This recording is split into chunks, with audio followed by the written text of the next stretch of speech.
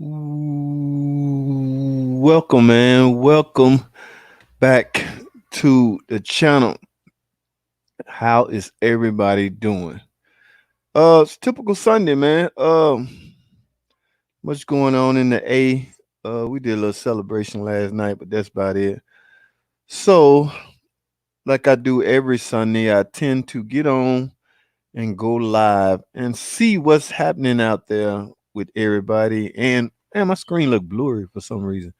And what everybody's up to, man. Cause the week start over. I don't know. Some of y'all may be off tomorrow. I don't know how that's y'all off tomorrow. Everybody off tomorrow. Am I the only one got I don't even know if I go to work tomorrow. That's the thing. It's weird because I have to call and find out is we open tomorrow. I do not know. Uh because some of the holidays, even the dealerships are closed, but I'm not sure about this one. I have to find out before I make a mistake and just not show up and then get in trouble. So I will have to find out what's going on. But for the most part, it's a holiday tomorrow, so some people have to work, some people off. So I don't know, but I will find out, man. What is going on, guys? Like I say, I tend to jump on Sunday and uh, catch up on some YouTube stuff, answer a bunch of questions that I've been getting. Man, let me tell you something. Since I hit the 10K, man, I think YouTube are stretching these videos out, putting them in the eyes and ears of more people, which is great. Don't get me wrong, I love it. It is great because more views equal more, revenue. Let's keep it real. That's what it's really all about. More views equal more dealers close sometime. Yeah, right. I don't know. Gary Farr, what's going on, man? Who's that? Let me start at the top. Mopar fanboy, what's going on? Marco Garcia, what's good, bro? What's good with you? Gary Farr, hey JT, what's going on? Mr. Gary Doug Talkington. Yo, what is going on? So yeah, I don't know if we open tomorrow. No, that's crazy. But because I'm only like 5 minutes away, as soon as I get the word, I can just jet up there. But I know a lot of people typically plan barbecues, I think, and celebrations, things like that. I don't want to belittle the holiday because I think it has something to do with our veterans. And yes, they are extremely relevant and important. Uh, people that fight for the country is I got mad respect for those guys because I'm not sure I could have done it. I'm not sure I could have joined the military or anything like that got to do with killing and fighting. I mean, because it's a reality, guys. You may have to kill. You may get killed. You may be killed, all in the name and love of your country. And that's why I have mad respect for anybody that serves in the armed forces. Okay. So yeah, I tend to jump on and in fact, I don't know, it's quite a few questions on. I'm not gonna be able to get to all of them. But it's pretty interesting. Like I was saying, hit it with a big. It's pretty interesting. Um, what was I talking about? It's pretty interesting that some are closed and some are not. But look, guys, let me see what's happening over here on my page. Quite a few. Like I had like 20 notifications that I hadn't even looked at. Joel died. Hey, is it possible that renegades get the same issue as the point of Cherokee? Y'all know about the video I uploaded about the shifter. I don't know how many Jeep owners out there. Any Jeep owners in the chat in the stream? Jeep. When I say Jeep, I mean like the small baby Jeep, the Cherokee, the Latitude, the Renegades, the Compass. Maybe I don't know if the Compass apply to this, but they had problems with the shifter, the shifter light, check shifter light coming on. So I uploaded a video on that, and people have questions. Renegade get the same issue at this point of it is the checker. Yes, Joel, that Renegade do apply, but I haven't seen any problems with that Renegade. So unless you see the light, man, I wouldn't worry about it. You know, it's good enough. But the 3.6 Pentastar dude been killing me, man. He I can't. I don't know whether to take his comments, as criticism or what. But this guy, he dogged me out about the PT Cruiser, saying only reason I like them is because they break and I make money off of them. I don't know. Tim and Astral Records, Astral Auto Repairs uploaded a video today, guys. O2 Honda Accord overheating, head gasket, water pump, timing belt. Oh, part 6, which means there was a part 5, 4, 3, 2, and 1. So yeah, Tim uploaded a video. Glenn Barnes, that's Kim folks. I'm gonna have to check in on Kim folks because I've been having issues with his Dodge Challenger. I'm gonna have to go in and check on my Kim folks tip. That's right, bro. If it Astro Records, he upload videos all the time. Real cool dude. But let me see who I have in here at the present because that's all what matters. Those guys can wait. Dealer closed sometime. Got stuck on Mopar fanboy. What's up, man? Got stuck on 2-stage oil pressure sensors connector. The lock does not want to move. Any advice? Dude, if you can't get that little red tab out of that connector, 2-stage oil pressure sensor connector. I mean, the only advice, dude, I mean, you're gonna fight with a connector, and there's always some little tricky pivot point that you have to release in order to get it to open. But it's there. You're just not pressing in, and sometimes, most times, you got to go in from the opposite side with a pick and just simply release the tab that the connector's supposed to do. Sometimes you got to do it on your own because those connectors get brittle, hard. Over time, they just will not open the regular way. So you're gonna have to improvise. I like the term improvise. Now, you don't want to, it's okay to damage the lock safety mechanism because, if it's on there, it's on there. And it's not going to bag off on its own if the lock is in place. So it's okay to break that. Now, if you have to break that to get it off, then go for it. But you don't want to break the piece of mechanism that holds the tab so the connector will stay on. Then you will have problems, intermittent problems with that connector coming off and things like that. So yeah, you don't want to do. Yeah, that's right, Gary. That's right, man. I got new respect for the soldiers. New respect, mad respect. They deserve a day off. They deserve paid. They deserve for their family to be taken care of.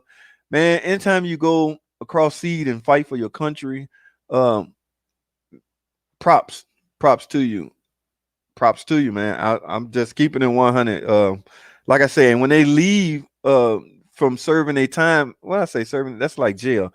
But when they leave from their duty or whatever, I don't think they should come back to the United States in hard times or hardship. Okay, I literally think they should be supported at that point. I mean, I may be going off a limb. That's all got to do with a politician will have to vote on things like that. I don't really like to get political on this channel because politics are so polarizing this day and age, man. You can say the wrong thing and offend a whole group of people, and that is what I do not want to do. So, but mad respect and mad love for the soldiers out there that fight for the country. They deserve a day off, and they deserve to be honored. That's the word I'm looking for. That's it, Gary. 5477 Harry. Hit it with a big hammer. Not a big, it's just a connector. You ain't gonna need a big hammer for that. Zay Fail swinging by for a thumbs up. Man, that's what's up, man. Y'all get a video thumbs up, man. Sorry guys, I ain't got a main topic for you like I had last week. Actually, I just sat down and like, whoa, it's 7:30. Let me jump on the stream and see what the fellas up to. Okay, this guy's garage. Caper, what's going on? Hey everyone, what is going on? Big job. That's what's up. Caper, I saw that video with I think you said that was your wife racing that car. Uh, dude, I don't know how, you said you mentioned it in the title, but she can handle that thing, man. I think I just never been on the track racing a car, so when I see stuff like that, it's always fascinating to me. You know what I'm saying? You get on there, you grab the steering wheel. I guess you wait for the lights to go red, yellow, green, and then you just punch the accelerator, and then you go. I guess put G's in your back, and you just I, I got new respect for races, especially female races. Yeah, I saw your video, Cape. Y'all go check out that video Caper just uploaded. He said his wife racing. They at the track. A lot of his videos they at the track racing. Uh, that's some cool stuff, man. That is some cool stuff. Andrew French, no way they made so many of them, and you are cool enough to cover the symptoms and how to stuff. What Andrew talking about? What are you talking about, Andrew? I must have missed something. Okay, OAPT cruiser, Gary. OAPT cruiser not working. Freon shows high pressure, and even when it's lowered, still don't get cold. OAPT cruiser not working. Freon shows high pressure. Keep in mind, don't be misled. I don't know what you mean by high pressure, but extremely high pressure is bad. Because they got safety mechanism in place to um not let high pressure damage the AC system. There's a high pressure cutoff switch on there, and there's a low pressure cutoff switch. In the event of high pressure, it would simply turn the compressor off. It will open the circuit and turn the compressor off. In the event of low pressure, it would open the circuit and cut the compressor off. So those sensors are in place for a reason. So I don't know what you mean by high pressure. If you mean the pressure is normal and you're still not cold, then yes, you could have a issue. Let me see on PT Cruiser, Freon show high pressure and even pressure and even when it's lowered, still don't get cold. A lot of things come into play, man. AC, air conditioning. I mean, I'm sure Gary, you know about the fan have to be working. The pool, a fan, a fan sucks in air, so it's trying to pull air through that radiator and that condenser at the same time. Now, if you're driving on the freeway, you don't even need the electric fan because ram air would do that for you. That's why most fans simply cut off.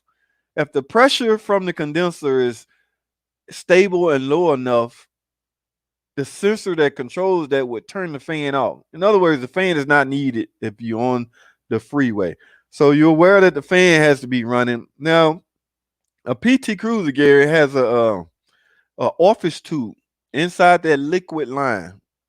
It could be trash. It could be stopped up, trashed up. It could be restricted.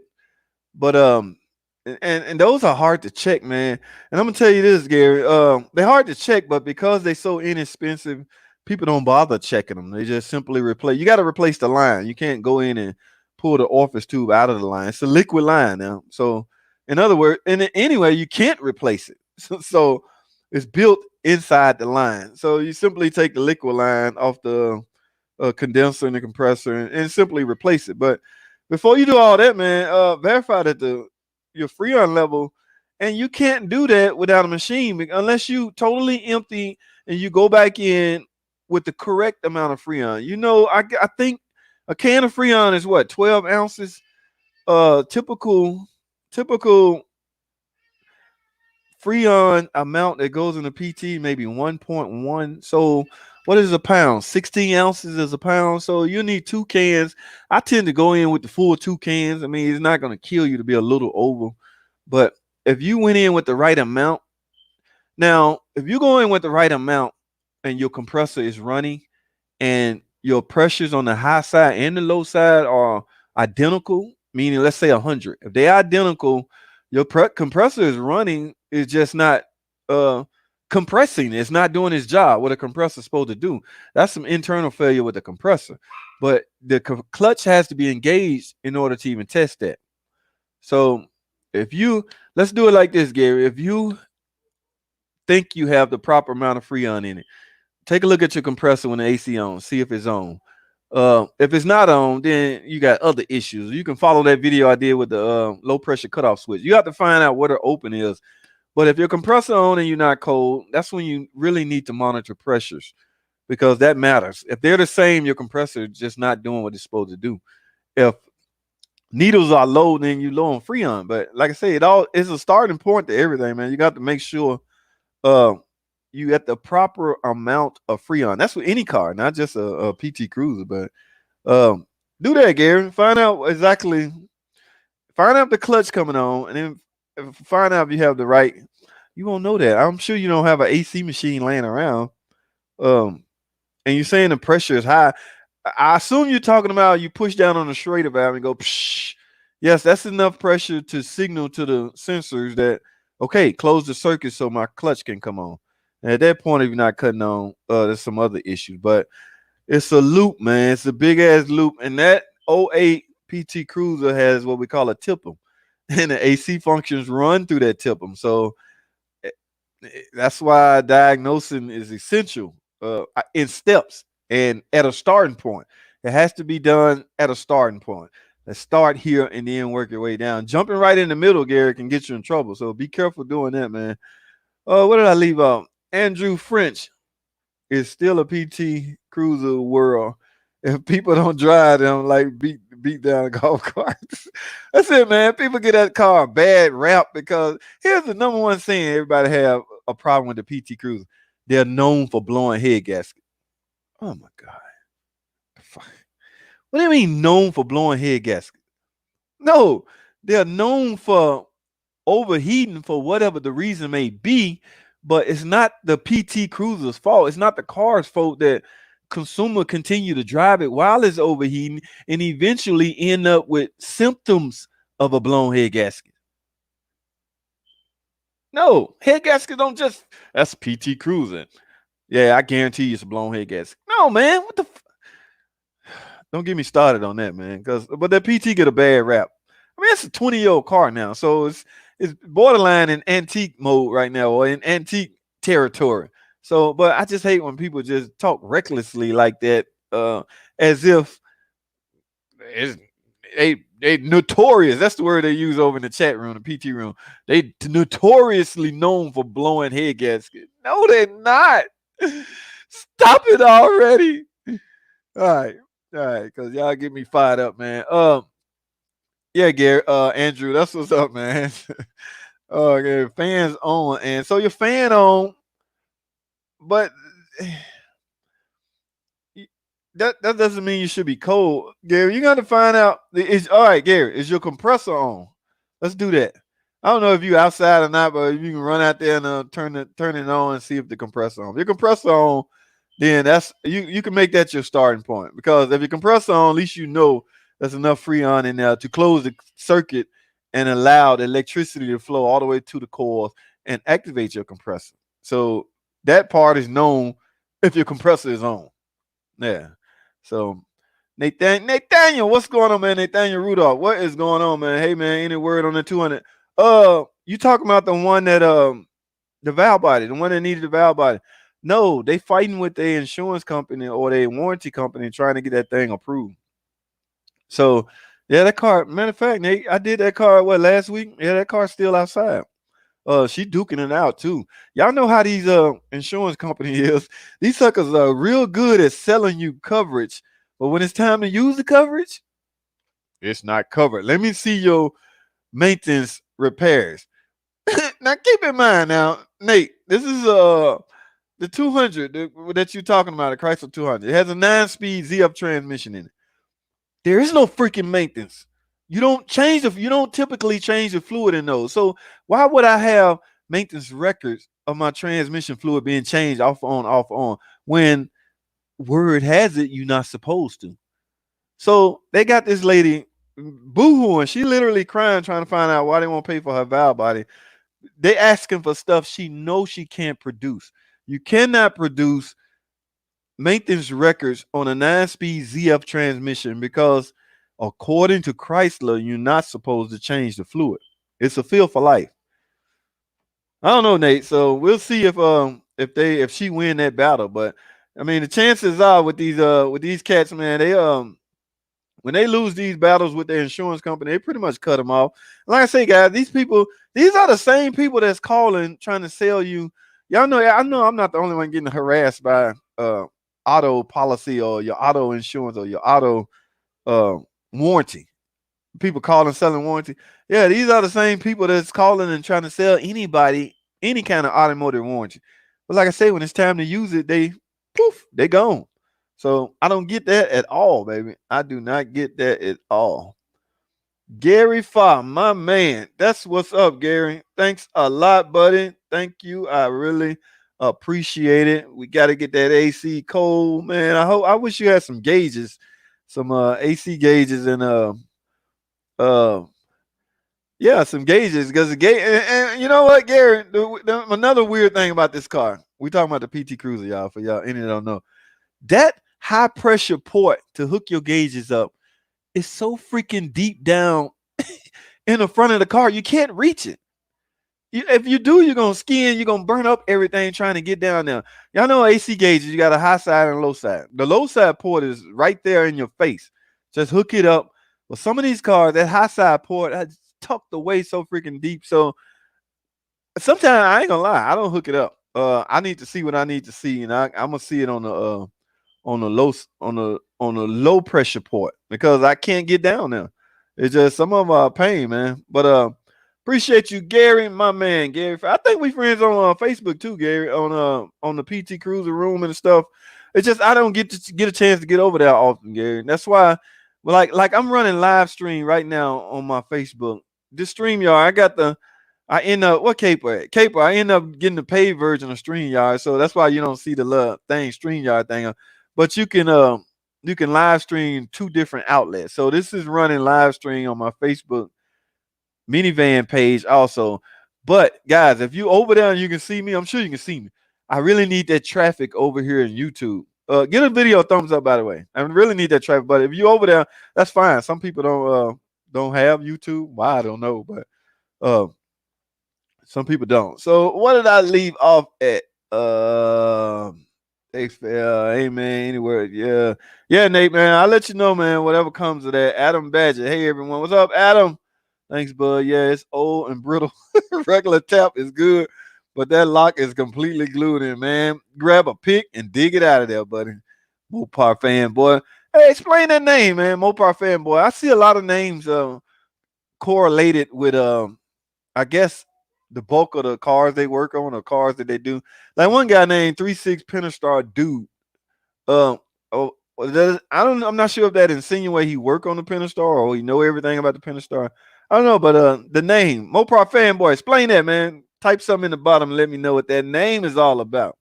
This guy's garage. She wasn't scared of it. Oh man, I would have been. anything that I'm sitting in the car and push my backpack with a bunch of G forces or G's or whatever y'all call it.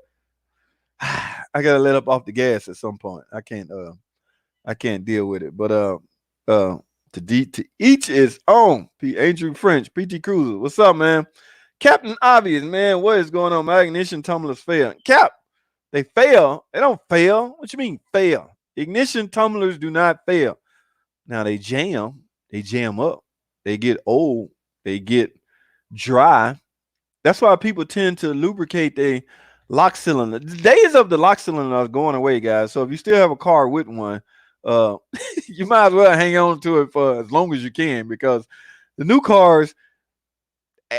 I seen a remote the other day. I programmed a key on a 2018 Dodge 1500. It was just a box. It was just a key box.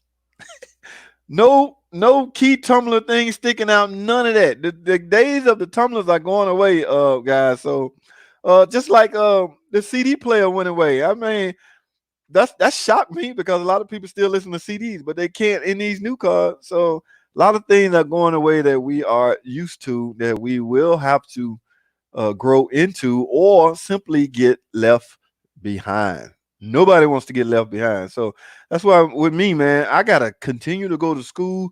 Soon as this pandemic go away, I have a couple of classes on this industry, man. If you're in the new car dealership world, you like doctors, man. You never know everything. There's something changing all the time, and you need to be kept up to date. I refuse to get left behind. So as long as I'm in it, I want to stay up to date, which means everything you know from the old car, your brain is only so big as far as trying to memorize stuff. Your brain is only so far thick. So as new stuff come in, old stuff have to go out. So that's even with tools, guys. Scan tools are the same way.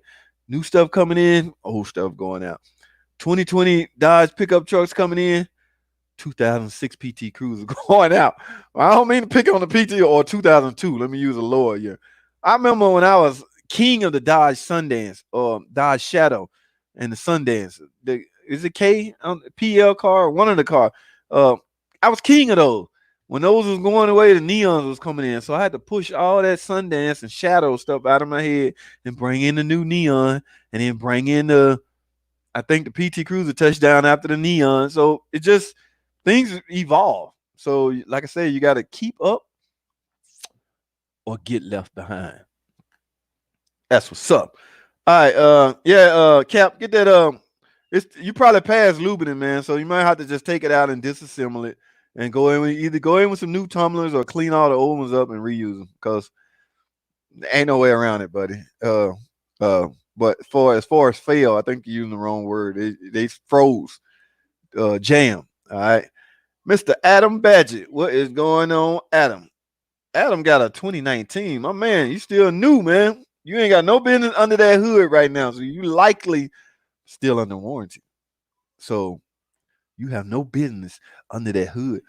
Now I'm tripping, man. What you got going on, Adam? You got a 2019 Jeep 2.4 multi-air. Was wondering how long to break in. Runs great, but uses 2 quarts between. Oh no, not the Adam, man. Don't force me to dog out the multi-air engine, man. I have been refraining. I have been doing my best to refrain from talking bad about. I own one, first of all, so that's why you don't see any videos from me discussing that oil consumption issue on the 2.4 because I don't want to get a product a bad light. It's bad enough I done caused couple of people to change their mind off purchasing a vehicle with a 3.6 in it. And that's not my intention, guys. Those never was my intention. You gotta keep in mind, I work at a new car dealership, which means that new car dealership is dependent on car sales to survive. So not just the service department, they have to sell cars. So in some cases, I limit or I restrict or I simply don't do particular videos on certain cars and certain models from a Chrysler standpoint, simply because I don't want to put it in a bad light. Last thing I need somebody in this room to hear to say, "Oh, thanks for telling me, man. I wouldn't dare buy that shit now. I ain't buying that." You know what I'm saying? But it's a slippery slope, man, because Lord knows I could have plenty of content material if I did.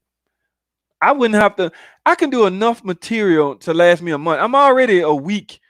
My schedule or my what they call it. I got a video set to come out every day of the week. All right. I think I'm down to 3 days now, so I need to get back to work and start some editing because I got content galore. But if I did content on the things I don't want to expose, in other words, if I got fired tomorrow, ooh, all I gotta do is sit down at this desk, and I can create enough work um, to put out. I can pull a Scotty 3 a day. I can sit at my desk in front of the couch and pull a Scotty and put out 3 a day.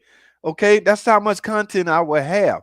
But I have to be very, very, very, very, very, very, very, very careful of what I talk about and discuss because I don't want to put it in a bad light. But guy, what I'm gonna say to you, Adam, go to the dealership and let them start an oil consumption test. Because if that's a concern of yours, rightfully so, you should be concerned. That doesn't mean you're burning oil. That doesn't mean your car's junk. That doesn't mean any of that. Just tell them you have a concern and you would like because you're likely still in the warranty, man. This is 2019. You're not over 36,000 miles that quick, are you? Uh, so just start not a compression or consumption test. All they're gonna do is change your oil, verify the level, have you come back in 1,000 miles, see where that level is at. If it's below a certain point, they're gonna take the next step. Is that an engine? I will not say because I don't know, but they will take the necessary steps after that. My 2017 Cherokee have some oil consumption issues. I will say that.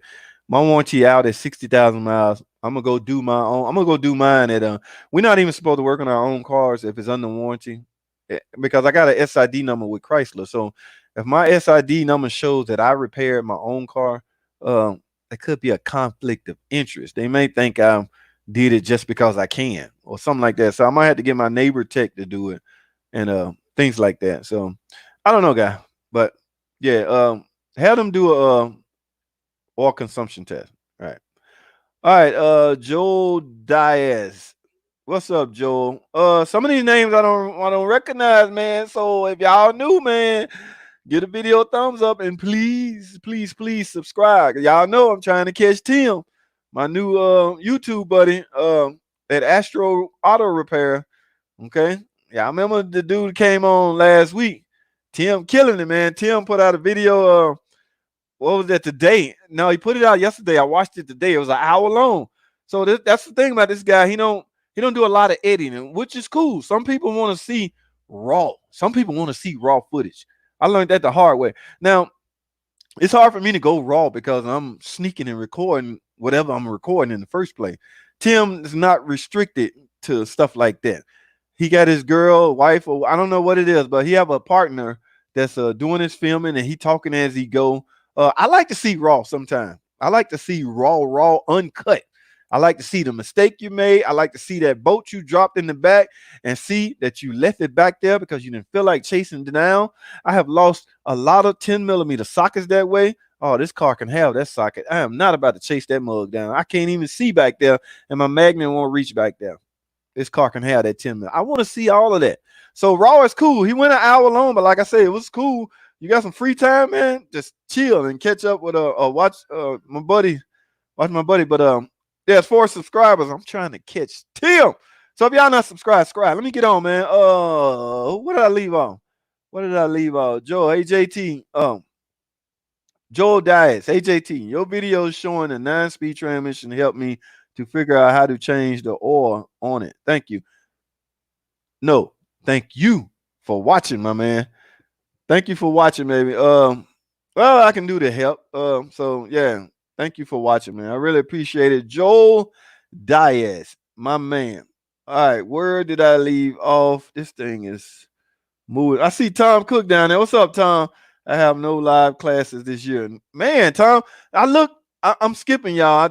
I saw Tom and I decided to jump down. But Tom, I went on Dealer Connect and the training tab, and there's some classes over there, but they so full, so freaking quick.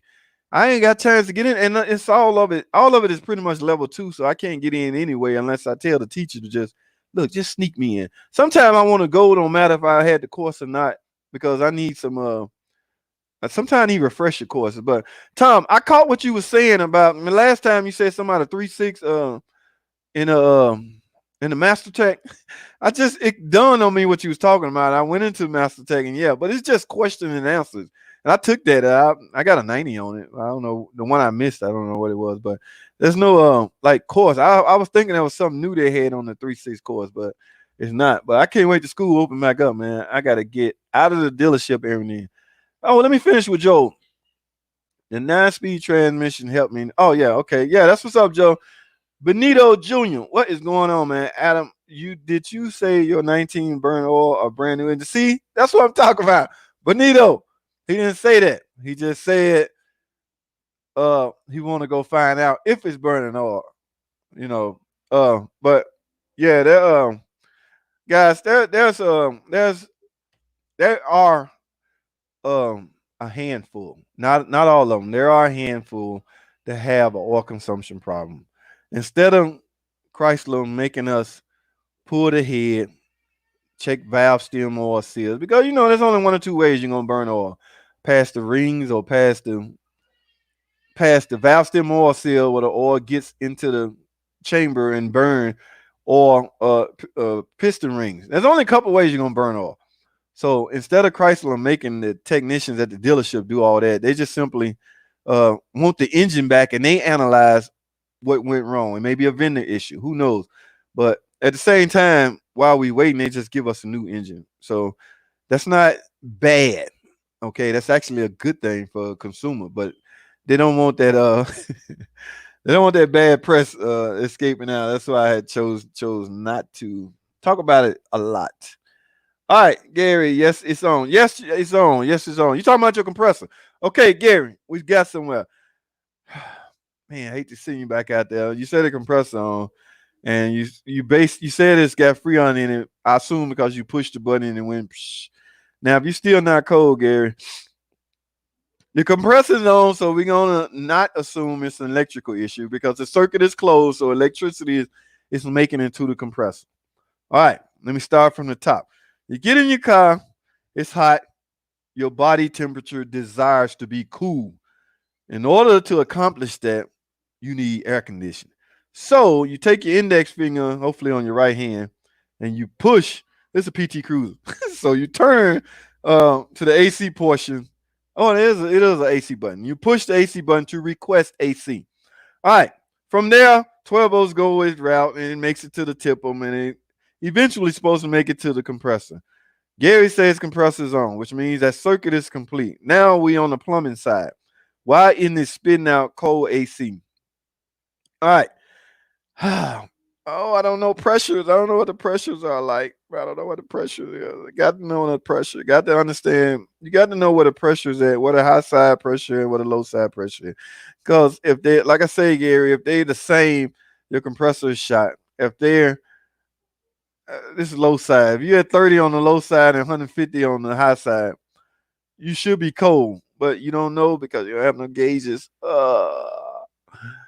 Now you say the fan on compressor. Now you could, like I say, Gary, that office tube could be an issue, but oh, Gary, we got to know pressures, man. There's no way around it. You got to know what the high side pressure and what the low side pressure is at. That's actually the starting point of diagnosing AC, guys. Figuring out where your low pressure. Now, I just did a video how to eyeball it or give it a quick test. But we was on that video. I was on my daughter's PT. I was under the assumption that the compressor wasn't on. So that's not the case here. So I can't use that. Garrett, man, pressure. Got to know what pressure is, guy. There is absolutely no way around diagnosing AC without compression. Without knowing what the pressure readings are. Okay, for as low side and the high side. Yeah, man, I'm sorry, man. Got to know those. Uh, Nathaniel, you're gonna have to help her. You know the real. Please help her. Yeah, what you want me to do, Nate? Now they don't ever call the technician. Nate, here's how this works. Okay, as far from my standpoint, I get the ticket, transmission slip, transmission, whatever. I go drive it. I determine, yeah, you got some erratic shift points. Because it's a 9-speed and ain't nothing we can do on it besides replace the valve body. In fact, Chrysler tell us that you're allowed to do nothing but the valve body. In fact, do that first. And if that's not your problem, then a transmission. This if you're under warranty. Okay, I write up the estimate, I turn it in. The advisor call the customer and tell them what they need. The customer panic, cries, whatever. Well, I'm covered under warranty. Ma'am, what warranty? The warranty to the guy that sold me on the phone. He had been calling me 5 times a day. I finally caved and gave in because he wouldn't go away. So I bought the warranty that he was selling. And mistake number 1, but that's the customer. So the guy sell her on warranty. Now that her car broke, she's trying to utilize her warranty protection that she purchased. It's not working out for her. So she fuss. I'm gonna sue. Nothing's gonna come of that because they likely overseas. Hell, they don't know you. You don't know them. But in other words, Nate, I mean, if they call me, like if they want, let me speak to the tech that diagnosed the car. I find myself doing that a lot. Now I get on the phone and explain to them, look, man, you can't deny, you shouldn't deny her coverage. I mean, she need a part that's covered. That's powertrain. She needs something. She needs this part that's covered under the powertrain. Why won't you cover it? That's when I would be out of line. I would be getting out of line. It's above my pay grade. So it's really, unless they ask me, it's really nothing I can say, Nate. I feel bad for it too, man. But hey, y'all be careful about purchasing these extended warranties. All right. Guys, I'm up to 37 minutes. I was only intending to stay on 30 minutes. Brandon. Why did the skeleton not go to the dance? What are you talking about, man? I don't know what you're talking about, Brandon. You got to enlighten me. TCRS Circuit. Hey, how's it going? Glad I found this channel. Appreciate you, TC.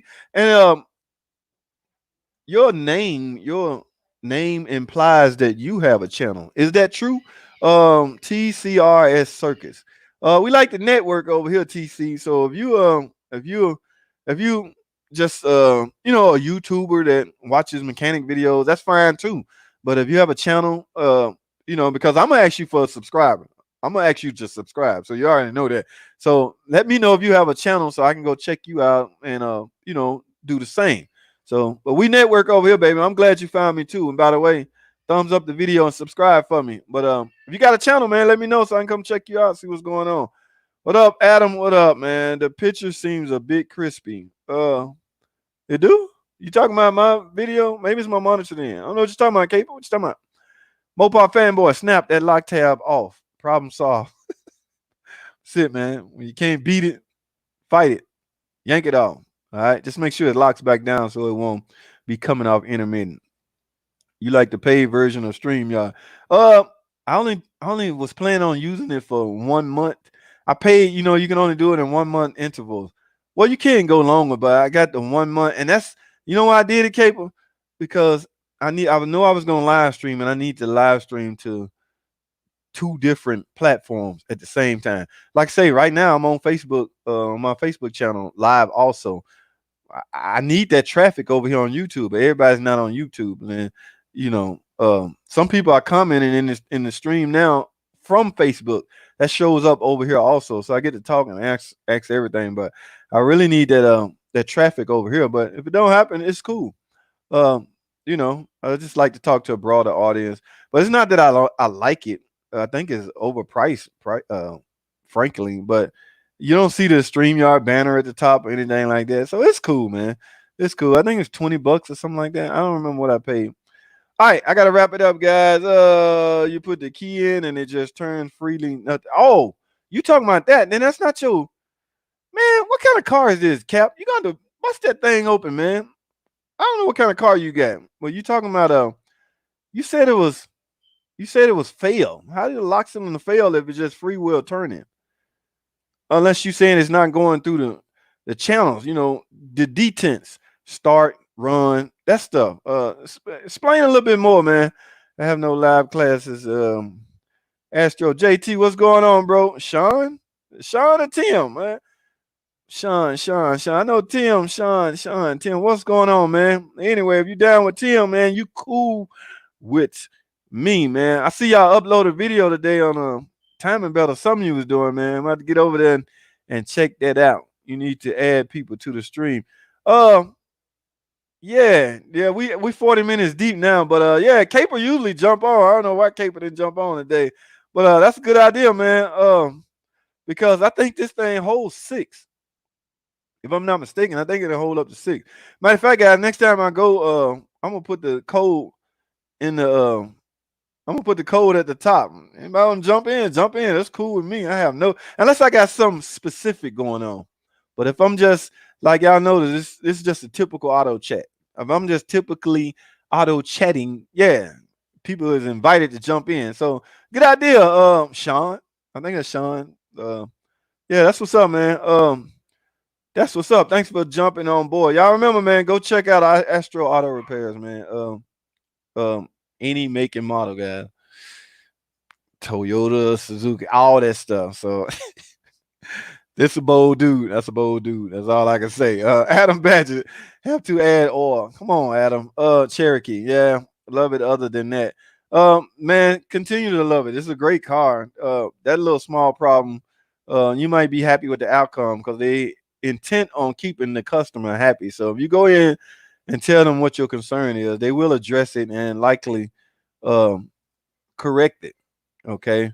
They just don't want the bad publicity or the bad image out there. So go and be honest with your dealer. Talk to the dealer. They'll call Chrysler. Chrysler will likely approve anything that the dealer think you need.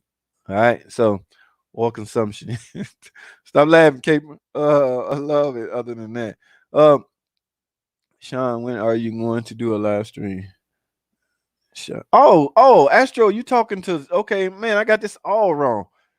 Okay, I got this all wrong. Adam Badger, it's cool. Hey, just curious, Shaun. Unless you're talking to me, I know you're talking to. I do live streams. If you're talking to me, my calendar, because I'm starting to get organized, guys. I have to get organized. I can't stay clustered. I can't stay clustered like this forever. I have to come up with some form of a schedule. Because I got some PT Cruiser people asking me for a PT Cruiser video every 3 times a week. So I'm gonna schedule like a Monday for a PT Cruiser video. I got the content. I just have to edit in and space it out. I might schedule because that's a lot of content on the Pentastar engine, the 3.6.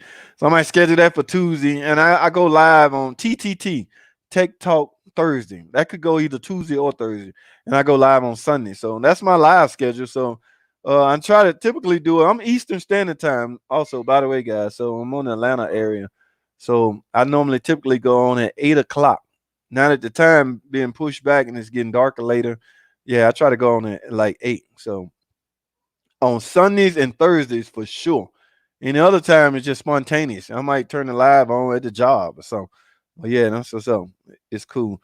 All right. Hey, just curious. Has Chrysler made the rocker arm stronger so they last a little longer? I wouldn't say they made them stronger. I would say I think they use a different vendor um, to produce better rocker arms. It's the roller bearings, guy. It's the now, and that's up for debate on what caused those roller bearings to fail. I talked about that a lot last week in that video. In fact, that video it went an hour long. I'm gonna have to split it up because a lot of people they see an hour and they panic. Oh my god, you talking about no? So I'm gonna pull the section out of me talking about the failure and put it on its own video. I don't want people to panic thinking that because we BS'd a lot. We BS'd about 50 minutes in that video before I got to the main event. So, but I'm gonna split that video up. But I think they end up using a different vendor to build them, and that whole rocker arm is gone. Who asked that? Winfred? No, that whole rocker arm is gone. They up to the generation 3 Pentastar. That whole valve train system has been redesigned, so we don't even use that rocker anymore, and that's 17 and higher. All right, but there's still a lot of Gen 2 Pentastars out there. Okay, so um, or are they still using the same ones? No, man. The part number may look the same and appear the same, but the last 2 digits indicate a revised part. Adam Badger will do. Christian Rodriguez. What is code P0713 on a 41 TE? Wow, 41 TE A604 4-speed transmission. That technology is still out. I seen one in a 2020 Journey not too long ago. But guy, you caught me in a brain freeze. I don't know that one by heart. You tell me the name of it, I can tell you what you can P0713. P0713.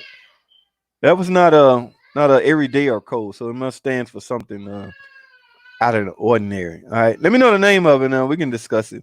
Adam Magic. Cool. Winfred Jamin. I have a 2018 300S with a 24,000 miles.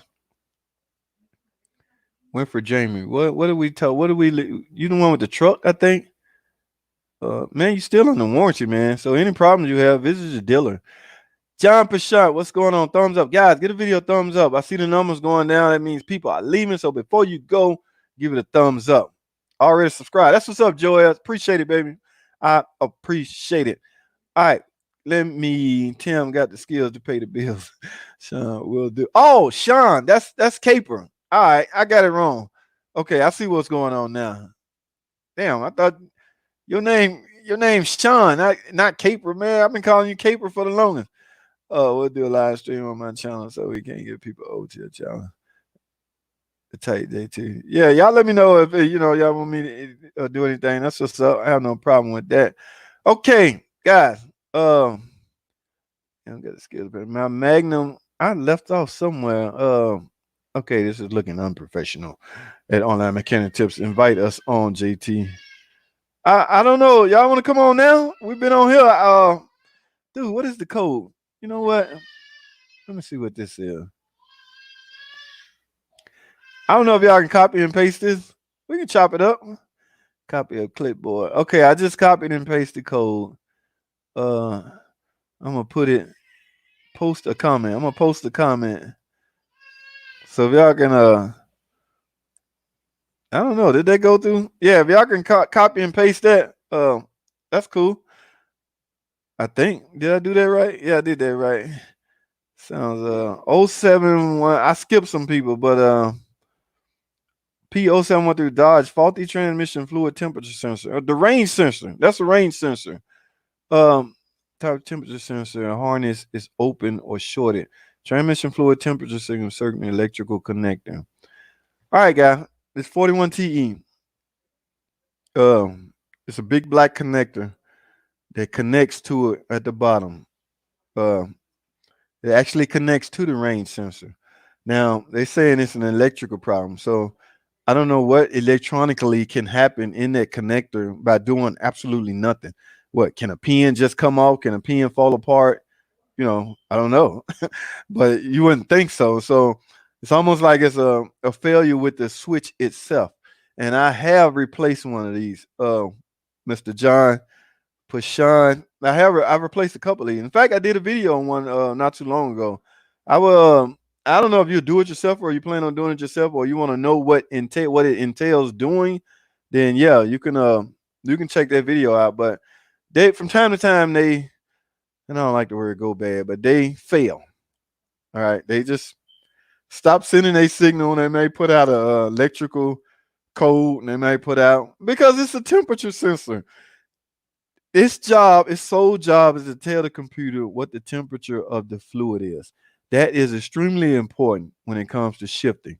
Okay, because if the fluid is cold, shift points will have to change. You can't have the same shift points you would have if the transmission is fluid. If the transmission fluid is cold versus if the transmission fluid is hot or warm. Okay, so yeah, that sensor has a job to do, and um its goal is, like I say, to return to the computer the information on on what the temperature of the fluid is. My man Caper just jumped in. What's going on, man? I'm going. Is going on out there in Canada? Ain't that where you at? I'm in the Canadas, yeah, on the East Coast. East Coast of Canada? East Coast, yeah. Okay, I'll tell you what. It's 9 o'clock now. What time is it out there? It is 9:59 here. That's just an hour. Just an hour difference. Just an hour. Yeah. Temperature wise, weather wise, what are we talking about?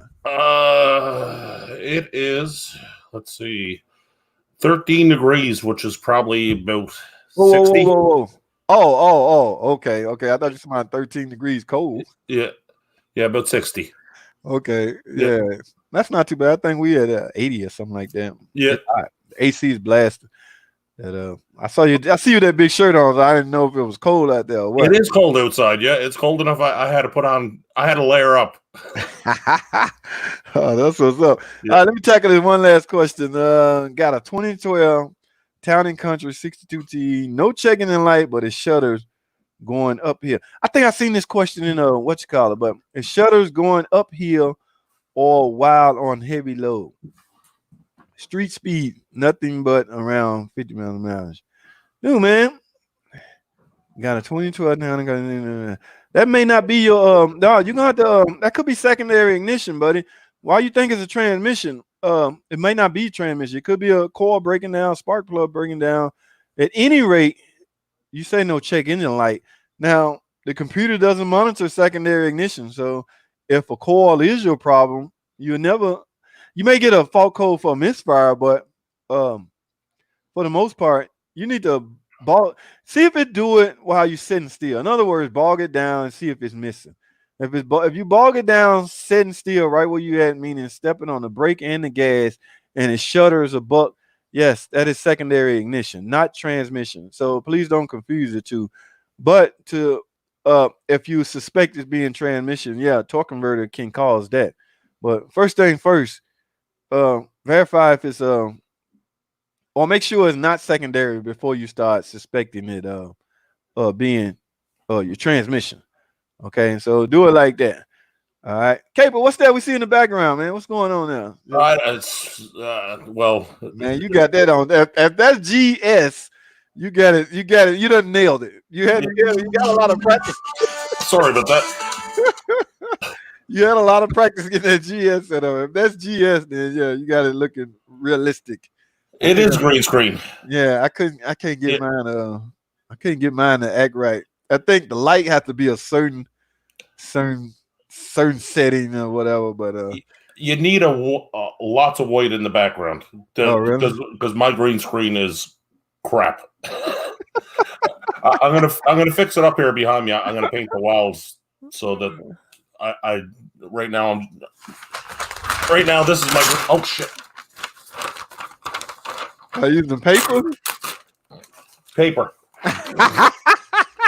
It's green paper. It's blue basking paper for body shop stuff. Oh, okay, okay. Yeah. Oh, that's right. You do body work too, man. That is my what I was trained to do. But I play a mechanic on TV. Hey, on the internet, you can be anything you want to be. You can be anybody you want. I'm thinking about putting a doctor thing on. Is this my man Tim? Is this my man Tim jumping in? Let me see something. Yeah, what's up? What is going on, Mr. Tim? Shaun, JT, what's going on? Man, what is going on, man? New mad respect, mad props to you, man. I saw you take a boat out. I saw you doing an alternator today. The boat was jammed up in the back, and you managed to fish that sucker out and move it around until you finally got it out. Yo, check it out. This is the funny part. This guy started doing the job, and he couldn't get the bolt out. But yet, he's going to attempt an 11-hour timing chain job on that car. So I'm like, okay, I'm going to see you later. On the ground, not in the lift? On the ground. He's lucky that you would even tackle it because most people won't even touch something that somebody else started. Yeah, you're right. You're right. I'm kind of scared of doing that too. But you're not. Shaun get down with the racing cars. Yeah. He got his wife there. That was a minute ago. What? She ain't scared of nothing. She can. The car's long gone, but the car was 5-speed, had a 430 set of rear gears in it. It would pick up the tires in 2 gears. Like that car was, it would run 1240 in a quarter mile all day long. It was quick. Oh, there's wow. And I got a question for you, JT. What's going on, man? This is going to be another of my topic on my thoughts on. What do you think makes a good mechanic? Now, I'm glad you used the word mechanic. I have a problem with the word mechanic. I think that's because of my years of experience. But first of all, there's a difference between a mechanic and a technician. So what makes a good mechanic is, first of all, you gotta want to be a mechanic. And I think it has to be in your DNA. I mean, I don't think you just wake up one morning and say, shit, I think I want to be a mechanic. You got to already have been doing mechanical things growing up. You know, even in high school, you just like I don't know how old you cats is, but I had shop classes in high school where I go over there and weld and all that. All that stuff start early. So if I was able to pick that up and like it, the key word here is liking it. You got there it is right there. That's what I was looking for. Yeah, you gotta like it. That was a point, man. I would work on cars for free because that's how much I loved it. No, I'm saying at the begining. So as you evolve, revenue is important. So yes, the love is still there, but also profit isn't a dirty word. So yeah, the guy gotta like it, man. I don't think you can just wake up in the morning 25, 30 years old and say, I think I want to be a mechanic. I think I can do that. Yeah. It's got to already be in your DNA, man, in my opinion. Well, I think a lot of people are getting into it today because, they think that you can – they see all the shows where, they got the laptop on the roof and they're programming. You can rarely do any of that stuff. You got to be set up for it. There's no fooling with the timing. There's no fooling with any of this stuff. You can't control the fuel trims. You can't do any of that stuff. That's where I kind of like the high performance end of it because you get in there and you get to play with all that stuff. Tim, you still seeing? You still adjusting timing out there? You out there in the aftermarket world? You had a car recently that you had to adjust timing? No, only time that came about is when like if somebody's doing an LS swap or something like that, you can go into the program and adjust timing. But just like Shaun said, it's not that easy. Not that easy as before you could turn it at distributor. Right. Yeah. Yo, what's the oldest okay, I might be giving away my age at this point, but do you guys remember points? Yes. Yeah, there you go, Shaun. Everybody has laugh now.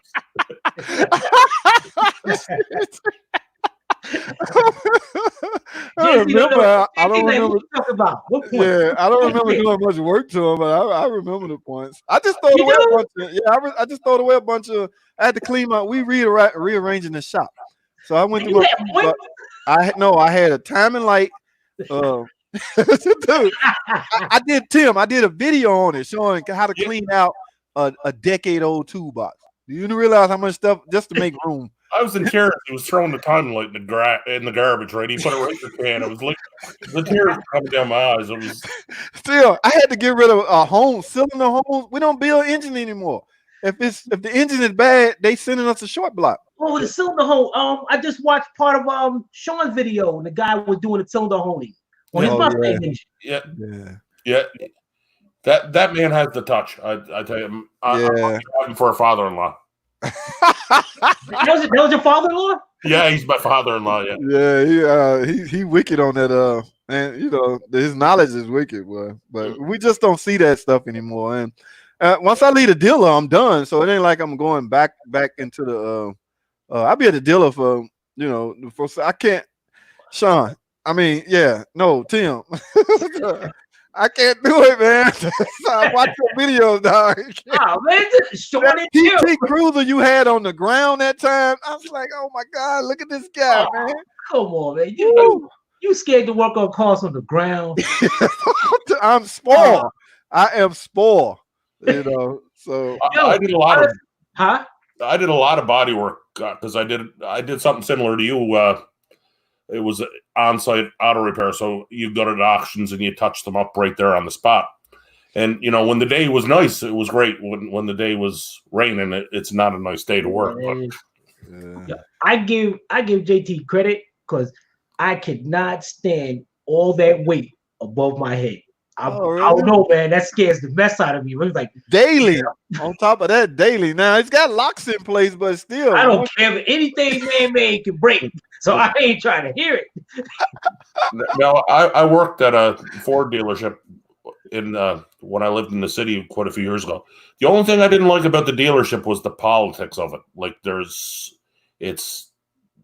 and I'm not going to put you on the spot, JT, but I'm sure you know what I'm talking about. Yeah, there's no politics in it. That's for sure. It's a popularity contest around my shop. If you're not liked, you might not get no work. And you don't eat. Yeah, right. So, and it's not that I got to kiss their service advisor's ass, but I need to at least be on, their friend. I can't tell them something. And here's the thing: they really strict on. Like if I give them a promise time, they expect me to honor that promise time. They don't care what may come up. Yep. You know what I'm saying? They just don't care. You told me to be ready at 3:00. Yep. Something came up, dude. Hell, I misdiagnosed it. I got it wrong, but I'm trying to fix it. Call the customer back and tell them something came up. They're like, that's a dirty word, but you had me lying, crying in your last video. What you made a comment, something about if you good, you got to be good at tearing stuff up. When you were doing the Chrysler, the shifter. Oh, the shifter. Oh, yeah, I gotta go back here and find your comments, man. It was funny. You said something, you gotta be good at tearing stuff up while you were tearing the forget it, man. I'll find it. Do you work on Sundays? Tim, you get calls on Sundays? You work on Sundays too? Or how do you do it? No, we close Sunday and Monday. Oh, okay. So you're a full-blown what they call it, mobile. You're full-blown, full-time mobile. Okay. Except for, really big jobs, I bring it to my house and I got the carport in the back and do that. And matter of fact, we're rebuilding a Kia engine, and that one got to be dropped from the bottom of the vehicle, and I'm doing that on the ground. The engine or the engine has to come out from the bottom. The engine and transmission got a whole cradle, got to drop from the bottom of the car. Wow. And I'm doing that on the ground too. Oh wow, man! Ground is the best, man. Man, I can't do it. Come on, man. Have you ever done a Pacifica, the old model Pacifica? Nope. Even those transmissions have to come out from the bottom, but we have a cradle with wheels on it. We simply roll it under it, drop everything, then lift the car. This guy's spoiled, man. I can't do it, man. Is that what you're talking about there, Tim? What is that? That's my Mustang there. I got it on the lift. What you doing to it? Putting the motor back in it. That motor that was built a couple of weeks ago. What you gonna do with the car? You gonna race it or what? Right now I'm gonna drive it, and because it's been tied up since my youngest son was born. So when it broke, all that stuff happened at the same time. So now I'm just finally getting it back together after 4 years. That's the one that had the engine out of the popular Hot Rod magazine. Oh. Yeah, It's expensive having toys, man. Y'all got some expensive hobbies. Especially when you're a jackass and you're not afraid to break. Hey, you guys know the race I got going on with Eric the Car. You know Eric the Car guy? Yeah. I've seen some clips on there. I didn't even had a chance to watch the video. 16-part series so far. I'm building, Shaun. That's what I was interested about your Mustang, because I'm building my Mustang, and then I'm gonna take my Mustang to Ohio and race his Fairmont. Really? Yeah, man. So good. I got your guys in the pit crew. Yeah. I didn't know you was into racing. You race? You just a hobby? No, I just wanted to do it. Oh, okay. So what are you putting together? I'm not going crazy. Now, right now, his car has 575 horsepower. Mm-hmm. So I'm gonna go to the junkyard, get a core 302. Mm-hmm. And I'm not really gonna go crazy. I'm gonna go 30 over on the pistons, maybe a better crank. I'm not gonna do a stroker kitted and nothing. I'm gonna just leave it on and put a supercharger on it. So okay. Let me know, Shaun, because you the man on this. Yeah, I had a blower. I run a blower on 2 cars actually. Now my Cougar, it has a 4.6 supercharged in it, and you'd have to go back and look, but I run that thing in near the 11-second time slip. She made 500 pound-feet of torque on the dyno. You prefer the 4.6 over the 5.0? Yeah, it's stronger. You do? Yeah. And I've run both, because it was a 5-liter in that Capri that you seen there yesterday. I had what my wife run. Yeah, that had a 5-liter in it, but on a supercharged application, the fuel injection is better on the 4.6. Wow. Okay. But they need rods. Like once you get over 300 horsepower at the rear tires, any of them will need rods. That's the JT in this get a souped up PT Cruiser. Man. No, man, the suit. We in the Hemi world at Mopar Hemi issues. Yeah, that's Hemi. I wish my channel was making money. I'd love to get involved in this race.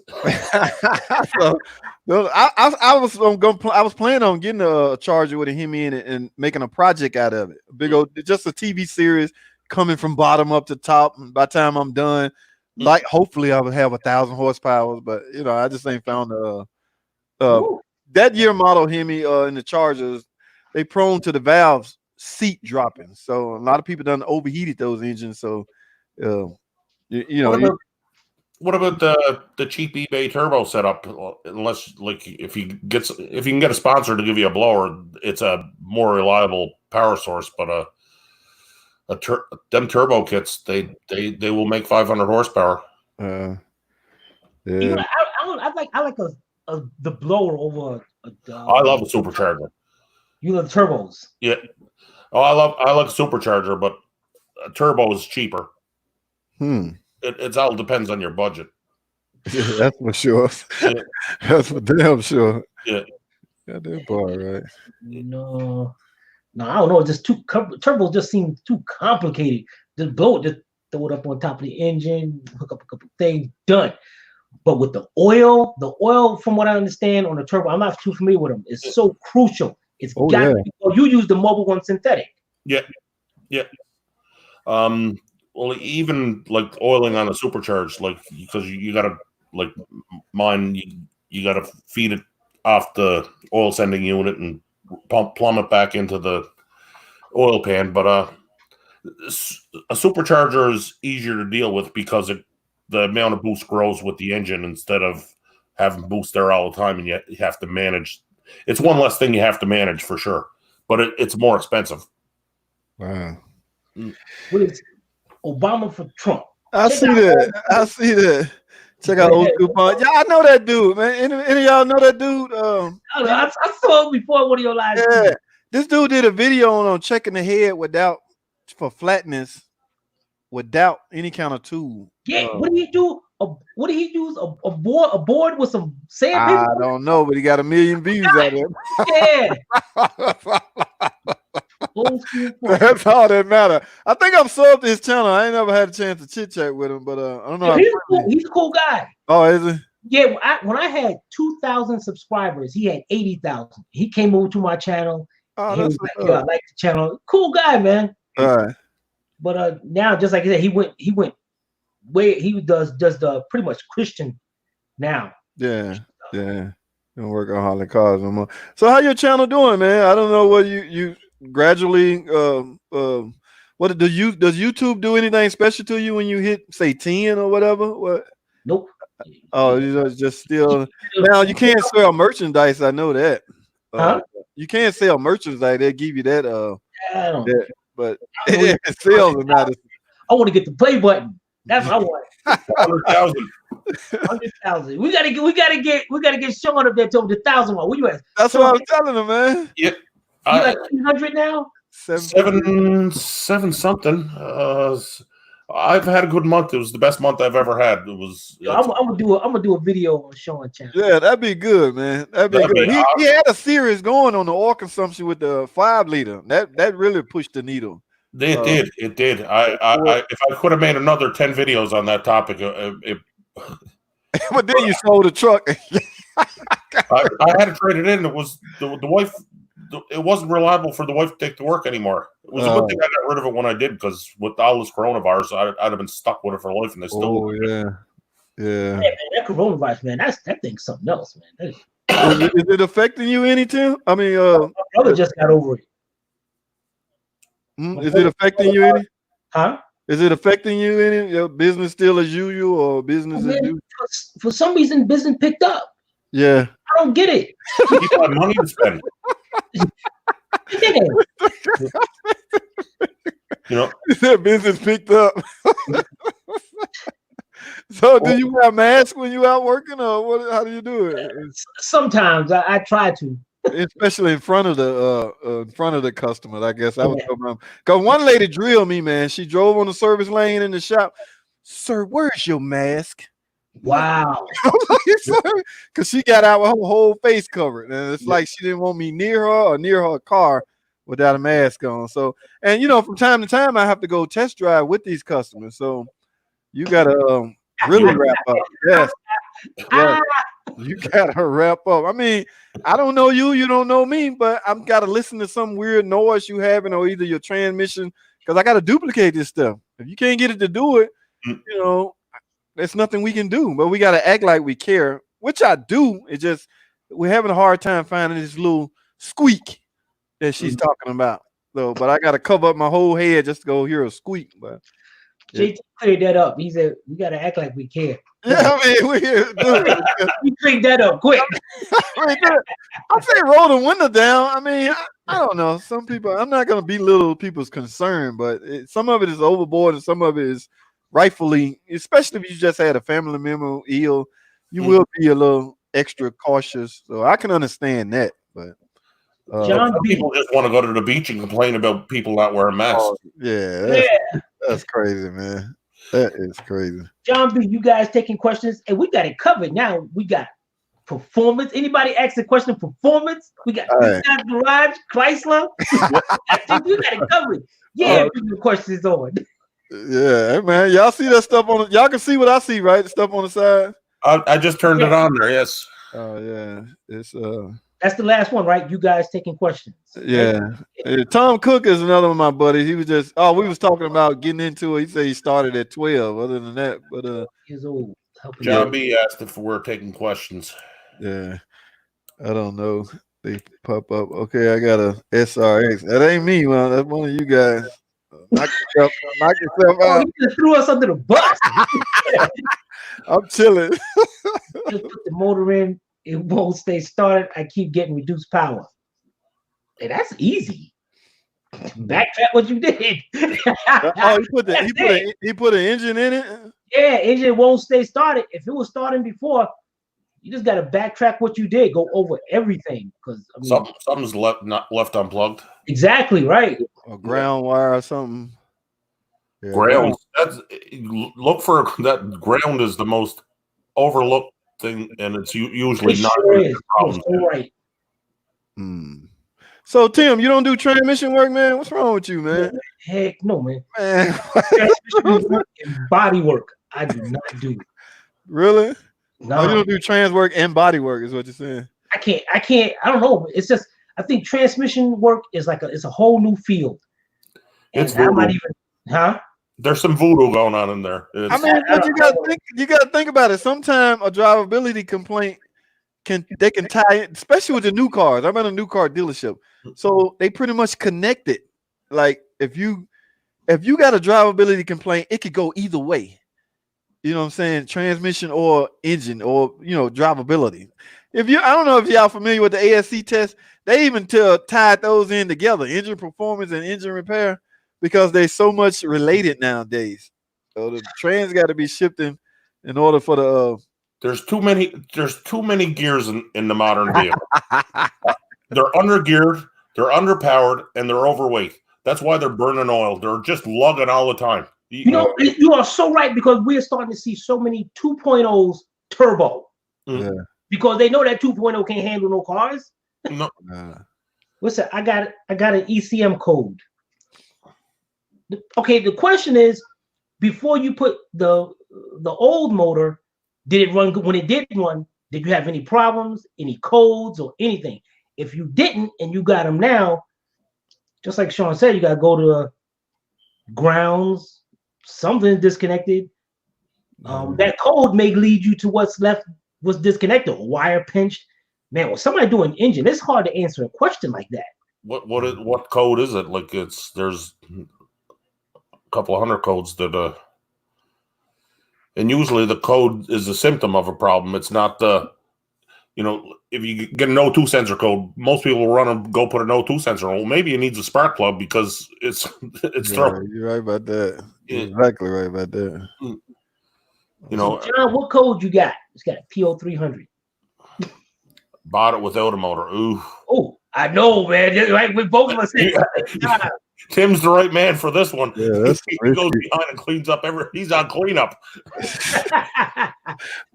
So when they tell you somebody just worked on it, Tim, you still cool with that, or you? Yeah, I don't matter to me at all, man. Hey, if they give it to me and it ain't running, I don't want to hear it. I'll put it back together but I don't know how it was running before this. So wow, I just finished I just finished up for the day in the Mustang, and I was sitting down in my lawn chair. I got the TV in the garage there, where I'll watch JT or and I just found you there yesterday. So I've been binge watching, as you know. I watched that whole video, and I'm going to give you the biggest compliment in the world, because what most people say about a channel like South Main Auto, I could watch them do brakes all day. Well, I was just so relaxed sitting there watching it. It was so satisfying, just playing with that, trying to find them bolts. And that's if I was, I just felt a little short. You got to the end, and you were going to put them plugs in the. I wanted to hear that thing run. That's just prepping you for part 10. Yeah, right. That's right.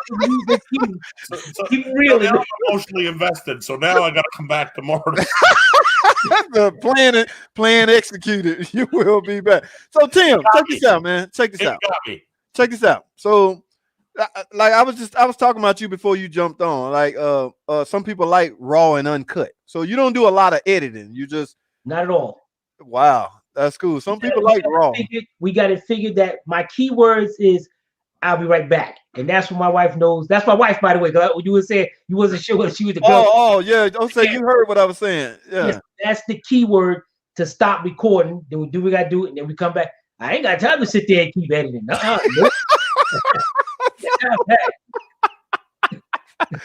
was like, yeah, you just raw and uncut. Well, my English gets jacked up sometime, and that's my chance to correct it or take it out or put in or whatever. Man, leave it there, man.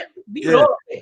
Now, I want to ask you something. Because I don't see this on your videos. I don't know. It might be a strategic move. Because you got, in order to strategically place ads, do you not have ads on your channel or your videos?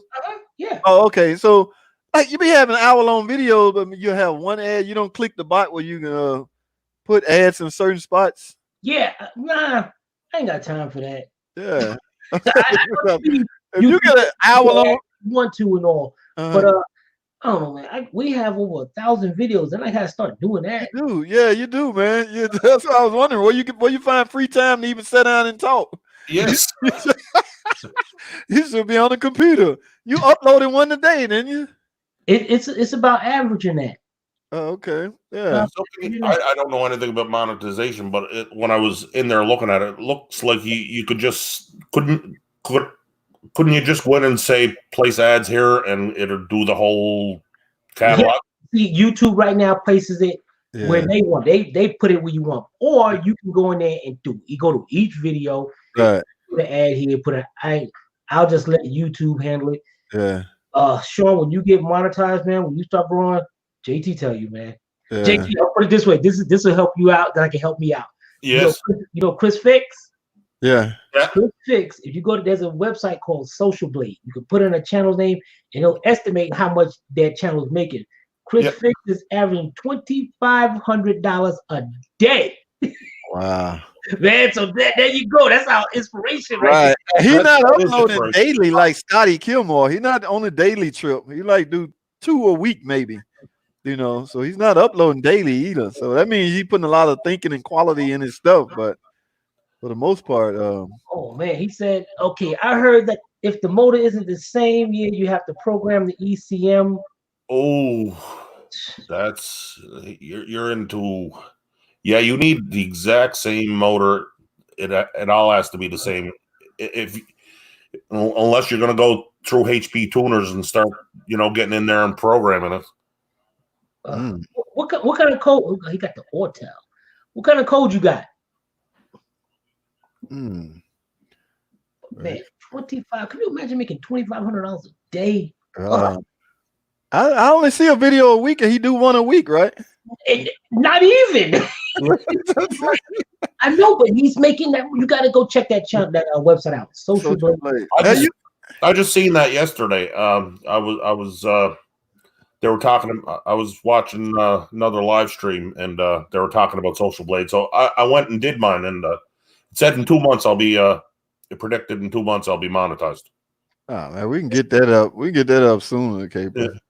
So and in 4 years it predicted 50,000 subscribers. Which when I first started this YouTube thing, I said I'll never make enough to buy a cheeseburger. And now I can see the golden arches in front of me.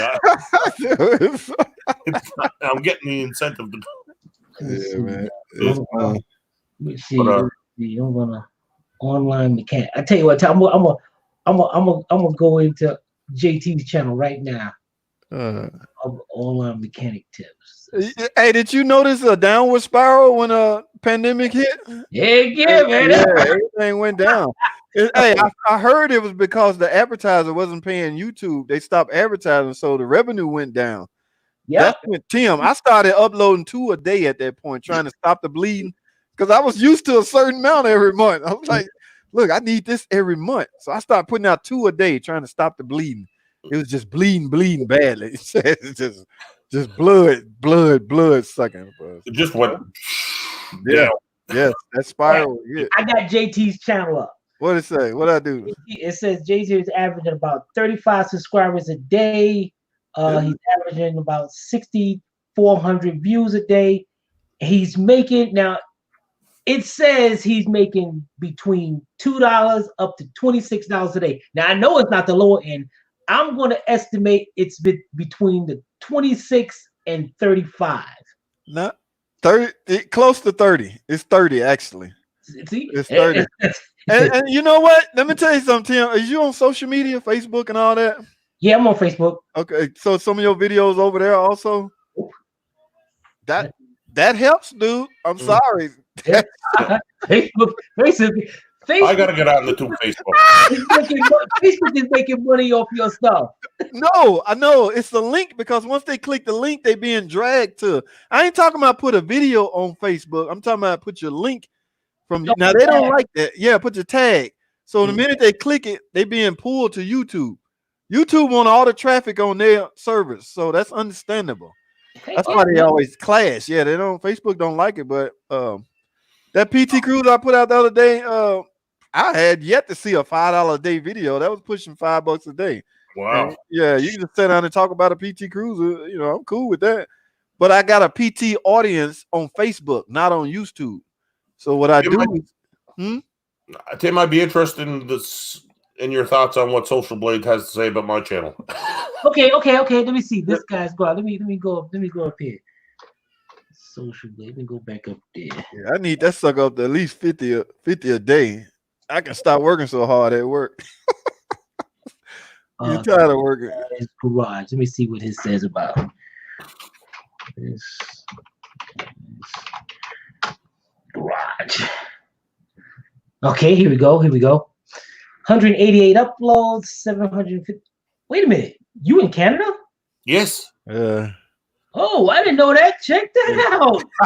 That's what I said when I first met him. He said, wait a minute. It says averaging 6 subscribers a day. You're averaging 785 views a day. You're averaging, if you was monetized, you'd be averaging 20 cents to $3 a day, which I'm going to estimate to be about 5. That's That'd be cheeseburger money right there. That'd be cheeseburger money. Well, no, your whole mentality will change once you get monetized, and YouTube start helping you. So man, man, when we was like, man, I can't believe once we hit like $300 a month, man, that's some good money. Yeah. And then 500 came. We said, wow, man, $500 a month. And then just growing, man. And now we're like hooked. It's money in the bank. The work is already done. So, like, yeah, that's why we put out our videos. Like a pension fund. Man, wow. It just the videos just keep getting views over and over again. Yeah, you got a catalog too, Tim. You got a deep catalog. Yeah, man. Man, I'm telling you, man, it's great. Yeah, you got a real deep catalog. It's like I say, it's different brand. Now, how do you deal with questions? Like, I'm sure on most of those videos, you get Suzuki questions off a Suzuki video. How do you're able to just type in answers? Just but sometimes like we have all data and we have Mitchell on demand. So sometimes somebody asks a question that I might have to look it up and get an answer. Well, do you like I got to the point where I was like, man, can you please? Because now you can nowadays you can see if they sub or not. It's not that I don't like dealing with or answering unsubscribers' questions. It's just I so much rather you be subscribed. I asked them that. I was like, can you please subscribe to the channel? No, I give them about 3 or 4 times. Exactly. Yeah. And then like I'm not even going to answer. I'm too busy. I got to. Just like you said, you can see when they're subscribed. Yeah, you can. Some of them you can see. You help them out more. Yeah. Oh, for sure. If somebody's subscribed, you're gonna go to bat for them. Right. Exactly. Yeah. We gotta get Shaun there. We gotta get Shaun up there to monetize, man. Yeah. How often do you live stream, Tim? Not hardly ever. Oh, you hardly ever? Okay, man. Now the live stream videos don't pull in a lot. You would think. Like a good hour-long video you pull in, it doesn't pull in a lot, but I don't have a car in front of me working on it, so that's probably why. But I'm you got to consider when you started doing live streams, like you'd have 3 or 4 people in.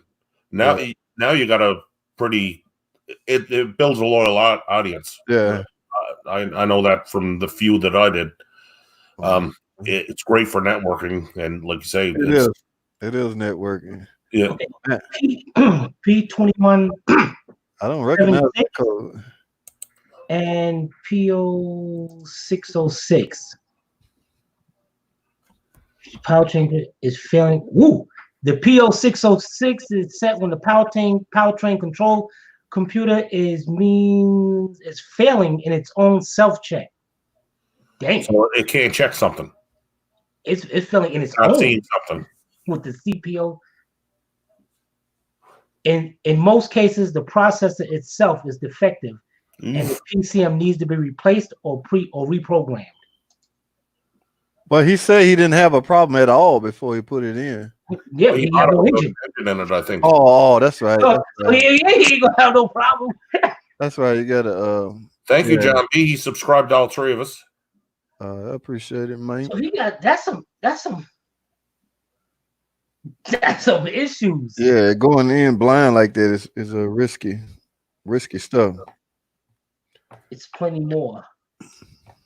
So yeah, so the computer's not seeing something that it's doing a self check and it's not seeing something. So yeah, that is definitely nothing we're going to be able to answer right here. I mean, we got to put a scan on that and see what's going on. See if the computer. I mean, what kind of scan tool you using, Tim? The Autel MS908, and usually I got the Autel AL539B, which the channel we have my thoughts on. I've seen that. That used to be Autel AL539B. That I was graphing sensors, fuel pumps, and everything with this $80 machine. Wow, cool, man. I mean, you could do a lot with it. And I got the old Solus Pro. Will the Autel will that do your brakes? Will it turn in your brake calibers? Yes. Yeah. But you don't have to do that. You don't need a scan tool to do that. We got which video we did? We did that on the Volvo. Damn, what kind of car is this y'all talking about? A scan tool to push the brakes in? Yeah. What are y'all talking about? Right. He's a Chrysler dude. That's right. to do the rear brakes on a lot of cars. Yes. There's no twisting back the piston. There's no pushing back the piston. You got to get a scan tool and activate it, and it's going to bring back the piston by itself. Holy shit! What kind of car is this? A lot of cars have it, but the last one we did was a Volvo. But you don't have to do it. Shaun, check this out. It's got 2 wires going to it. Okay. That it's just got one of them is positive and one of them is negative. You Okay. just take a jumper wire, positive, negative, tap it. The piston is going to either move out or move in. And Okay. if you move out, you just reverse the polarity, and that piston is going to come right in. Wow. Don't even make a video on that. We got a video on a Volvo rear brakes that we did that, and I showed you in the video doing that. You should do a short one, just highlighting like our. That'd be pretty cool. So Chrysler got that, huh? Yeah. Chrysler, JT. No, man. We're using a typical tool to push that damn piston in. We ain't got nothing that. It's ridiculous now, man. It's getting to a point now where on the newer F-150s, if you change a tail light, the tail light's got to be programmed to the truck, or it won't work. I'm so raw burnt over F-150s, and I'm still driving one. I don't. Other than I tried I went to Dodge. I went to Chevy.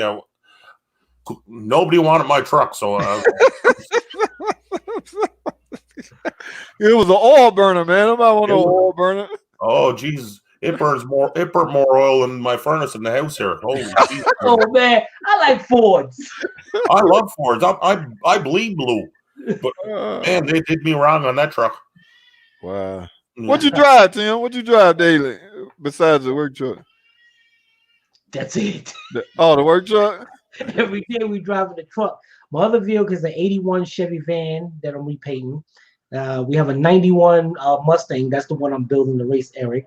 We have a 2000 Mercury Cougar that's painted to the same color as the Astral Auto Repairs. A '95 Ford E150 van that we use for work. But most of the time, out of all the vehicles, we're driving the truck. I love the truck, man. 20-foot box truck. I don't know, man. I just love the truck. So to be mobile, I'm getting off the deep end here. So you likely have jacks. You likely have jack stands. What's in there out of the ordinary that you need to do? Just you don't get no surprises. What have you had to pull out of that van that you were shocked you had to pull out for a car to do a car? Work on a car. Was I shocked? How did you answer? Shaun, how did you answer that question?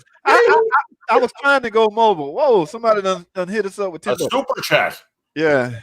Chef BC Cherry Bliss. Who is this? Chef BC Cherry Bliss. Oh, that's my girl. What's going on, sister lady? Man, thanks for jumping on board.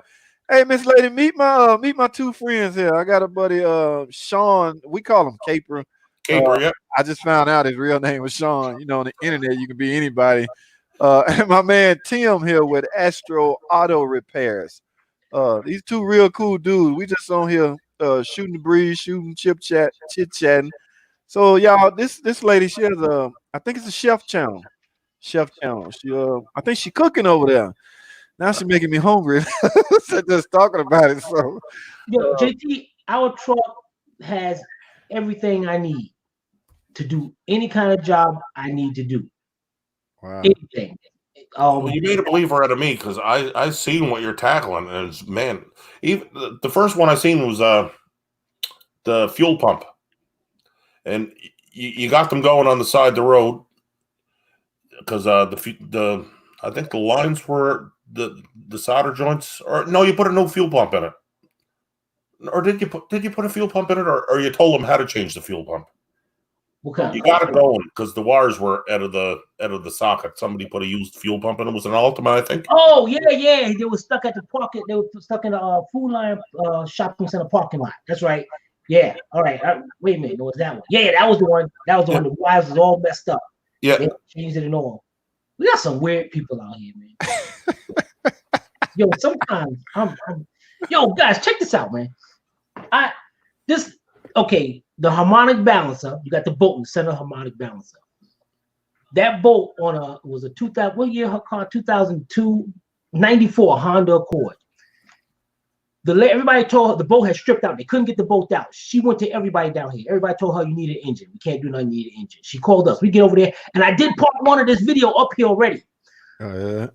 It took me like 10 minutes with the air gun because it was backyard. So they were just trying to take it out with the ratchet. You can't do that because the whole engine was turning.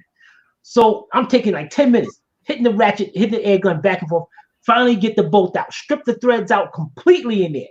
So we tell her, listen, I'm going to have to retap it. And I was going to retap it, man. It would have been a cool video. I was going to retap it, get a new bolt, put in everything. So it started raining. Last few days it was raining, so it was backed up. So we told her, listen, we can't do the car till Thursday. So now before that, I told her I need to come and pick up her old bolt. So I need to measure the length of it, 50 millimeters. So I make sure I get the right bolt. So she calls us Saturday. She says, I can't wait that long. Could you drop off my old bolt? I'm going to do it myself. So she's going to take her old bolt and try to fix that and try to put it in the crate. I'm like, you got to be kidding me. Nah, man, that's crazy. I don't know how that's going to work. Car was sitting for about a month and a half, and you can't wait another week. Man, people out here. People are crazy. Oh, yeah, that's right. You in Georgia, you know. Where you at? What side of town you at? Rocky Mount, North Carolina. So what about 8 miles away from you? Oh. 8 minutes. I mean 8 hours. Yeah. Okay. What? I'm about 18 hours from. Hold on, y'all. Hold on. My friend talking. My friend got something to say. I love Fords. I have a Ford Flex.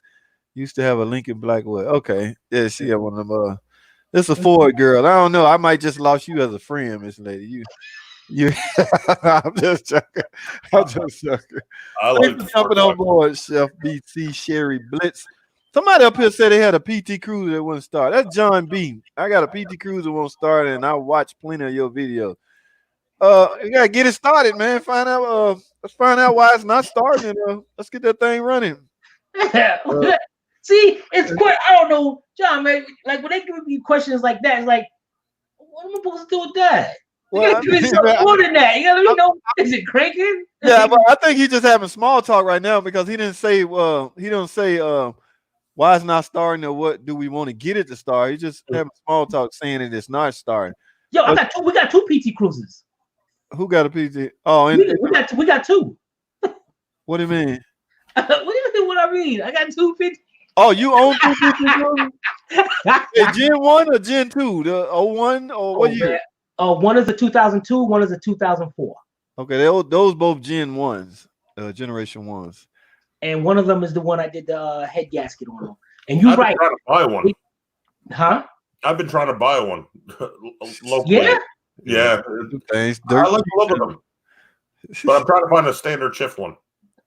Oh, John B wants the good. Hey, John, there's a JT put the link up there on the top. You scroll up, hit the link. He said, I hate texting. I know. I feel you, man. I hate texting. Oh, thanks, Tom. Thanks for Tom jumping here. Tom's like, we got some electric stuff.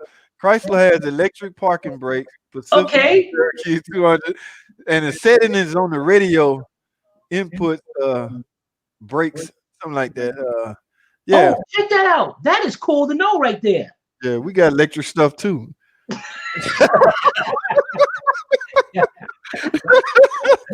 Tom worked at a Chrysler dealer too, so yeah. Thanks for jumping in there, Tom. Helped me out, buddy. But that's what's up. Shane Subaru, I have a 16 Ram 1500 with a 5.7. What's your take on the cam failures? Have you done any of those, Tim? I know you can see them. The ticking noise on the Hemis and the 3.6. You done? We got a video where the only thing I came across on the Hemi was the valve spring actually broke. Is that a problem? The valve what? The valve spring actually. Oh, yeah. It is? Yes, we've been getting away with. Look, we've been getting away with simply. I don't know if you're familiar with the old style valve spring compressor too. Oh, you know that's what I did, right? Yeah, I put that air thing on the cylinder to make sure to keep the valves up. Keep the valve up, yeah. Yeah, they snapping on that was the older model. They snapping on. We can't tell too many secrets. Yeah, right. And the valve seats are dropping on them. It's what you can get away with. Right. And I think that has a lot to do with overheating. That's an aluminum cylinder head, so when that head get hot, it may expand, and that steel seat out of the valve seat would just drop. What? So when that happened, that piston is gonna come up and smack into that seat. That's a wrap at that point. Did they fix that problem? And they're still going on with it? Well, I mean, you can't fix consumer consumers do that. If your car is overheating, turn the damn thing off, or don't continue to drive it. You can't fix. You gotta fix the. You can't fix what? I'm monetized. I gotta be careful what I say. But my car's junk. It won't run without water. It won't run without oil. It won't. I don't get it, man. It won't be on the road without transmission fluid. Yeah, how they badmouth the PT all the time. They're notorious for blowing head gaskets. I mean, if you cannot blow a head gasket. Keep driving while it's overheating, you're gonna ruin something. So I shouldn't say you can't. I have blown out a set of Cometic gaskets, but it was under 18 pounds of boost, and it was over 500 horsepower and a 281 cubic inch engine. So, but it takes a lot. You can do it, but you ain't doing it with a naturally aspirated engine. You ain't doing that gasket. Oh, John said where? Dang it! Where he said he's going for that link. Yeah, Harry. I'll see you in a minute. I'm gonna read your comment. It just fell out. It's gone. It must have been way up. What link you looking for? To come on. Oh, let me put it back in here. I don't know how many. This will take 6 people, right? Yep. I think it just showed back. Wait a minute. Is Shaun in front of a green screen? Yes, that's what I said. Oh, you ain't ready for that, Tim. You ain't ready for that, Tim. That's that technology stuff, man. I see you got Malcolm X behind you or something. The wall's pink. If you can see up there, there's a little bit of a green screen came down. The wall's pink behind, so that's why I'm. Yeah, he's breaking in and out. You can tell again. Yeah. That's how I knew. I was like, wait a minute. Yeah. Put a disappearing there for us. I'm a small channel, but I am mighty. I punch above my weight. This damn computer getting hot. That's what it is. I only got a Logitech 922. It's not a great camera. Oh yeah. And my green screen is terrible, so I'll have to get that fixed up. I got to paint the wall behind me. No, man, that looks good. I actually thought it was the wall until you started disappearing, because you can't wear Well, I had to take off my blue coat because I was completely disappearing. I was fading away. Right. And Tim, Shaun, I don't think you're supposed to have on anything green. Your clothes is green. So it's a gray shirt, so I don't know how it's. Oh, that's gray? Oh, yeah, it does look green. It does look like green to me. The camera's picking up green in it for some reason. Yeah. Well, that looks pretty good though, man. I do it. I put myself in a Ford real fancy shop. Yeah, I had to put myself in a Ford shop one day, so I used the green. I think I was talking about. All right, who is this? Where? Somebody. That's your buddy. Word of mouth automotive. Word of mouth automotive. What's going on, man? Can you hear me? We can see you, but we can't hear you. No audio. We can't hear you. I think he cursing us out, man. He's like, yo, y'all can't hear me. So a phone, if you're using a phone, it's gonna come off different on it. I assume all y'all got webcams, right? Yeah. Yeah. Yeah, that's right. Yeah. So the block is bigger on a phone. The block is bigger on a if you use it's audio. It's audio, but that's what's up. Just yanking Tim's chain. Somebody said they yanking your chain, man. What you? Yeah. He looked at Harry talking about. He said my Chrysler Sebring engine fell out on the highway. I called Tim, and he put it on the side of the freeway. Now it won't start 7 months later. Wow. You know him? You know him, Tim? Yeah. You touched the last, so it's your fault. Yo, do you ever get blamed? You do something for somebody and they bring the car back, but they said it's what you did that's caused the problem? Man, all the time. Especially if they haven't paid you. We were talking about that in the comments. The worst thing you can do is give somebody credit because they will badmouth you to no end to justify why they screwed you out of paying you in the first place. Oh wow. Yeah. It never ends, man. These people come with weirdest things and think it. See, you got to be careful with. Well, we can say, Shaun, we want to say because we're like JT channel. Stop. I try to be respectful. I have to be careful what I say all the time, man. Yeah. Somebody almost tricked me into talking bad about that 2.4 liter engine. I can't do it, dog. I'm sorry. You want to, though. You want to. Yeah, I can't put that in a bad light, man. Sales might suffer if I did that. And then if you feel the need to talk about it, you can come over to my channel. Yeah. Because nobody will ever see it anyways. See, y'all ain't under no restriction. I'm obscure enough that it could be like Dr. Phil. Y'all ain't under no restrictions like that. So, the 2.4 ain't a bad. That's not a bad engine. It's got oil consumption issues. That's about it. But other than that, I still think the oil consumption is related to being overweight and undergeared. It's undergeared. That's a 9-speed transmission. What are you talking about? Too many gears. Oh, okay. I see what you're saying. And it won't downshift, right? It's trying to lug in that 7-8. It's trying to go down the road like it's idling, and it makes no power down there. If you ever seen anything on an engine operates efficiently around 2,200 RPM. So you cut that in half. Now this engine's lugging it. It ain't making no power. It's its own machine at 900, 1,000 RPM. A Singer electric motor would make more power. Well, I bet Shaun know his engines, man. Yeah, Shaun know his engine. You know that power. I stopped learning about engine when they stopped letting us fix them. Like I said, I done got rid of all my engine tools. I don't even have no engine tools anymore.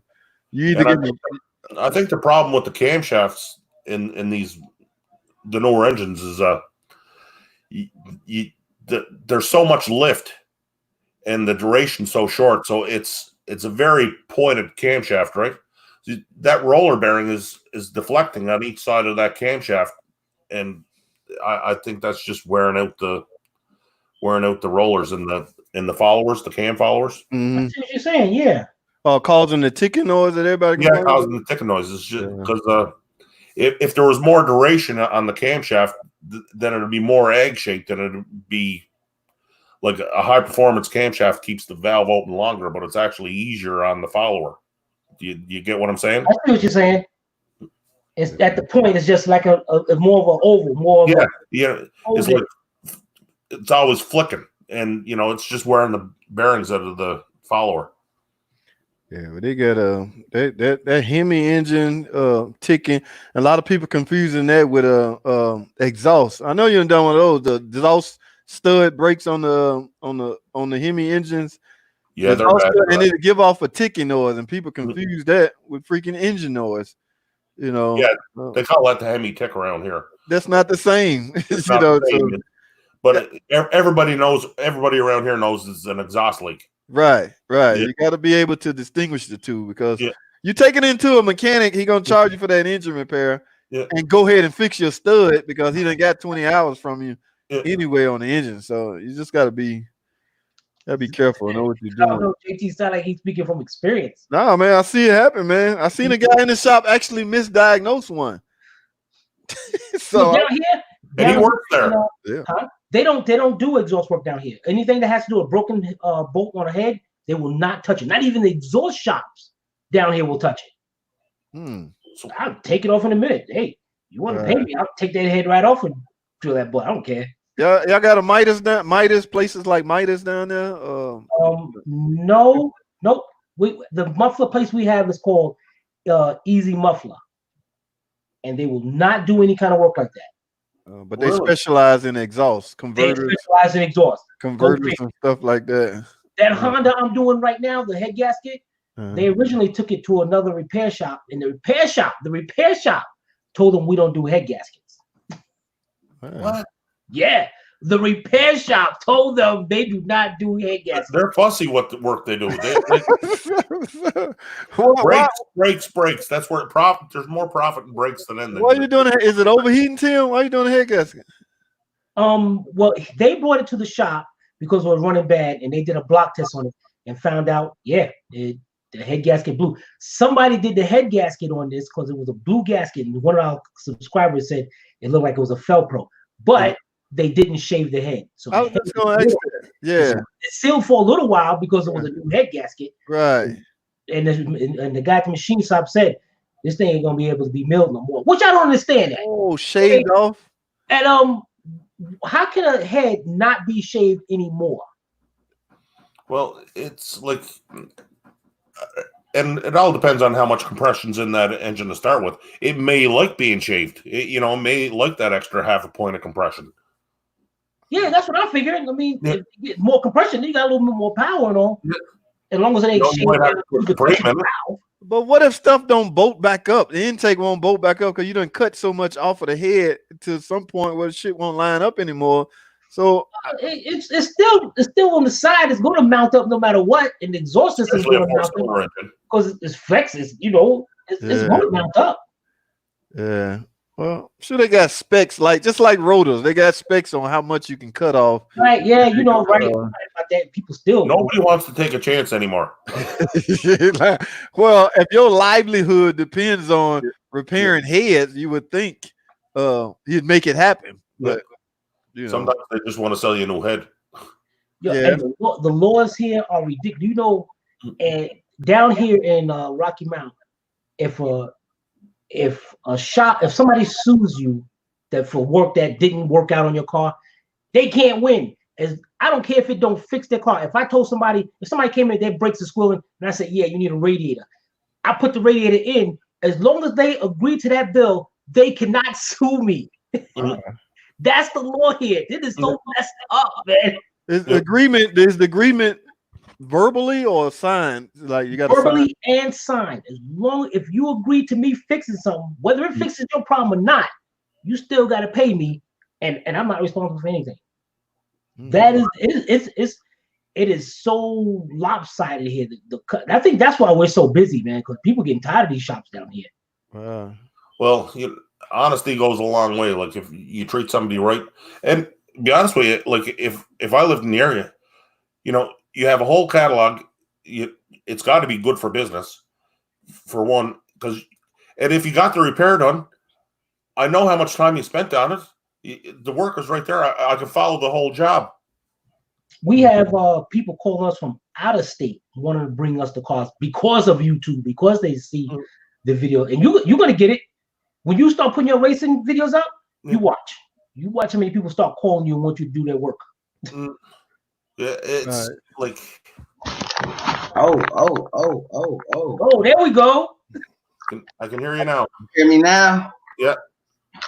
You must jumped on the laptop. What you was the guy complaining? Hey man, I just want to say thanks for letting me on. Oh, that's what's up. Nice to meet you.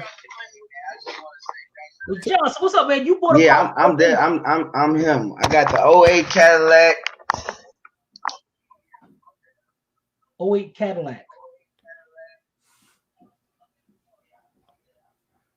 Talk to us, John. Talk what you got I got going on? I got an 06 PT Cruiser. But the one you was complaining about, you So got what's it. going on is see the Cadillac, I bought it for like $700. Okay. I bought it for like 700. It didn't have a motor in it. So I thought I got a pretty good deal until I found out the motors. I've been chasing down this motor. It ended up being like $1,200 at the end of the day. Yeah. So now I'm invested. So I'm chasing now. So I'm changing sensors. I'm changing this, changing throttle bodies. I'm changing everything and chasing wires down, checking grounds. And I said I've been on YouTube for about at least about 4 or 5 weeks trying to figure something out. I dropped it off at another shop. They played me around. They just had it just sitting around. So I really didn't get nowhere with them guys. So I just opened me a shop, in the Detroit area. So I knew I had needed a scan tool. So I bought this guy. This is an IM508. I've been using that. It's pretty good. Actually, it's pretty good. It break down stuff, but it only can take me so far because I feel like most of the codes are like generic, because when I bring codes up to different mechanics, they just, basically feel like it seemed like they talking out the side of their neck to me. So at this point, I'm like almost ready to junk it, but I know it's nothing but like some type of not getting some type of reading. Something is not reading something. And what I'm really getting is I'm getting a reduced power. It's starting, it's driving, but I'm not getting no brakes or nothing because of the reduced power. So and I'm not getting a full throttle. So like I could basically have my foot auto on the accelerator and I'm only getting like little jerks and jumps because I got the reduced power. So is that a drive-by-wire setup? I'm lost. I got the scanner. I done recorded some of the things with it. I recorded some things. I wrote down some of the codes, but as far as where I'm at, I'm almost ready to just let it go. But I'm so far invested. I'm just like, man, I don't want to really just take a loss on it like that. When it, I got a shop. It's just something that I toy around with when I don't have nothing to do. So if it's starting and driving, it must be in limp mode, or the throttle position sensor doesn't know where it's at. It might have to be recalibrated. Right. Is it an ETC setup? Because anytime you replace one of those, it's got to be relearned. So if it's the electronic throttle control, I don't know what kind of car this is or what setup, but if it's is this the North Star engine? I think we got a delay. But hey, my man, if you don't have this actually is the dreaded 3.6 2008. It's a 2008 SRX. Oh, okay. 2008. Okay, he's got the 3.6, man. That is drive-by-wire. Hey, wait a minute. He has the Ortel. You can your Ortel, it will not let you program that throttle body, relearn it.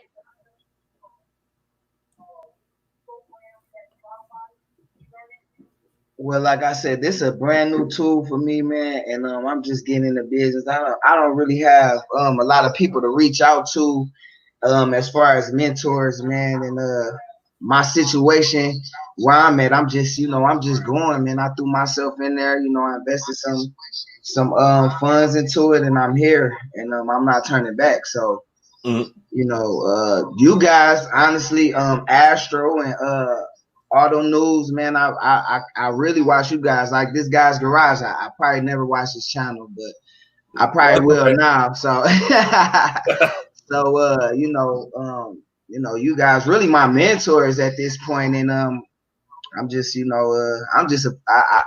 I'm kind of I appreciate you guys letting me tap in so I can get some clarification on what I'm going through.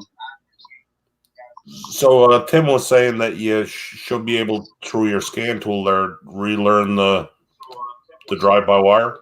He's got to learn that machine because this machine might have the capability of relearning that throttle body. So you got to mess with the machine a little bit. Just you can't mess it up. You can't mess up anything. So make it worse. Yeah, you get right. You can't make it worse. Just keep on messing with that machine to see if you can relearn that throttle. Because I actually been using it. I actually had a sensor go out on me on something, and I changed the water pump. I changed the thermostat. I made sure the water was in there, man. I checked all the plugs, and I hooked it up to the machine, and it's a temperature sensor. Change the temperature sensor, erase the codes, car startup, never overheats again. And I'm like, damn, if I wouldn't have had this, I would have kept throwing money at that. So it's definitely a tool that's that I really need, and that every shop need. If you call yourself being a professional shop, this is definitely something that you would need. I think JT going to sleep. I'm hearing what I'm saying. I think y'all on to something because our setups are the same way. If that electronic throttle control is not relearned, you're not going to have any power.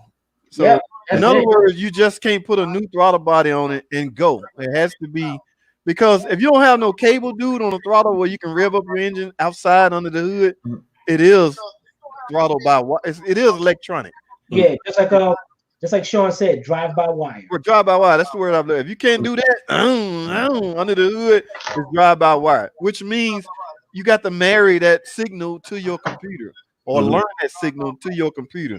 I think you'll be fine. Your scan tool may have that capability, but you don't know. So you got to get in there and play around with it. Nobody knows what their tool will do until they play with it.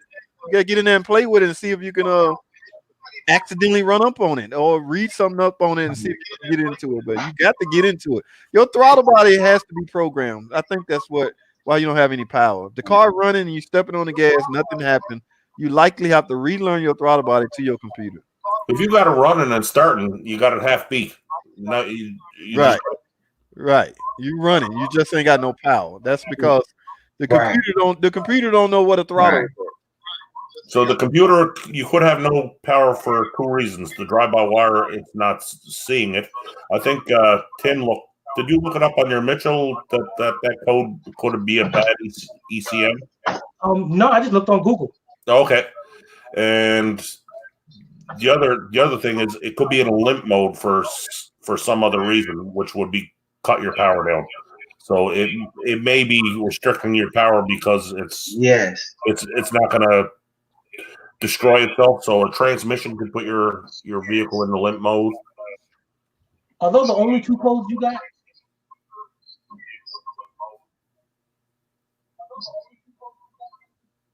No, I actually got a myriad of codes, but once it's misfiring and doing all kind of crazy stuff like that, it's gonna throw all kind of codes. And every time like I erase all the codes, it's always come down to like ECM or something like that. It's an IM508 slick. What kind of I don't think his scan tool doesn't. What kind of scan tool? What kind of scan? What model you got again?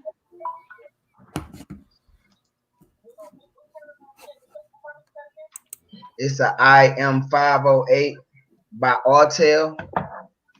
This guy, if y'all can kind of see it.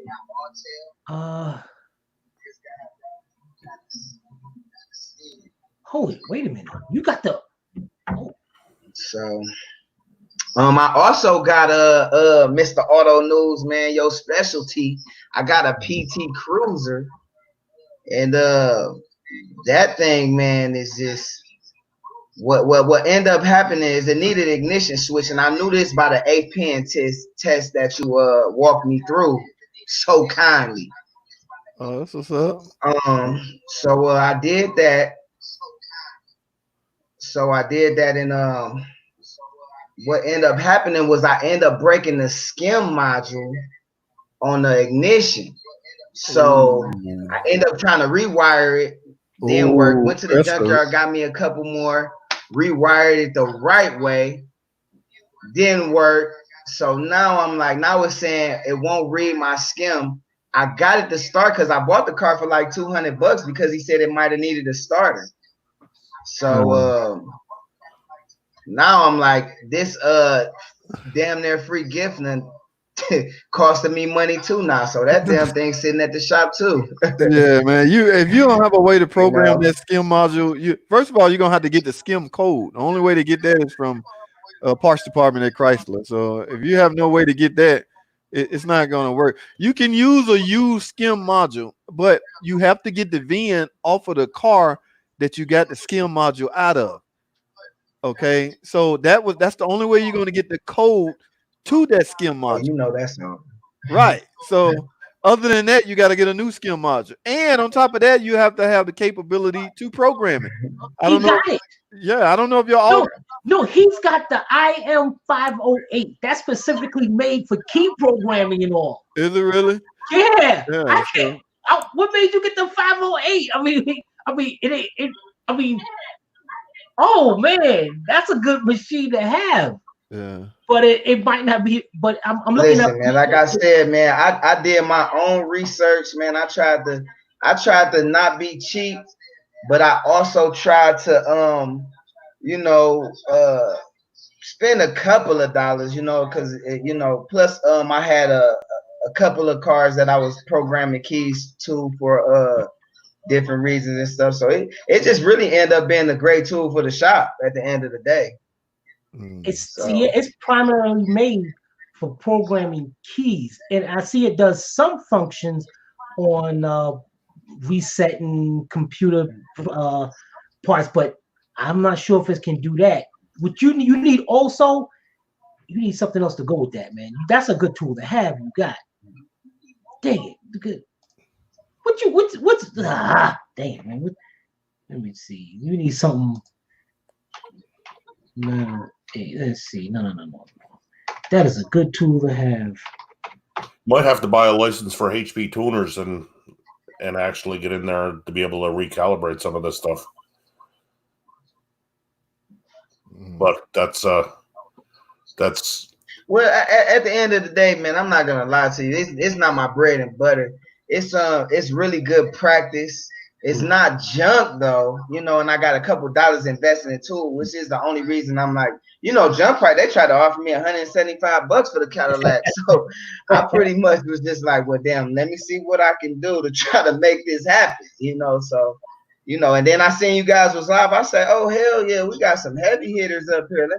Let me see if I can get some help from these guys, man. So look, man, tell us about yourself. What you got going on? You got a shop? Oh, what's going on? What you doing?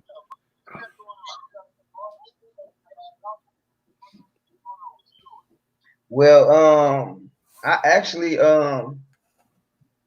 keep it all the way funky, man. I just came home from prison about 2 years ago, and I was I was on the wrong side of the road, but my son's mother ended up having, she ended up having some issues or whatnot mentally, and that really drove me to turn it around so I could be here for him, and I didn't want the feeling of not knowing how he was doing when I was, sitting down. So, it just pretty much turned me around and made me realize what I need to do. And I grew up loving cars. I like cars. I sold cars, stole cars.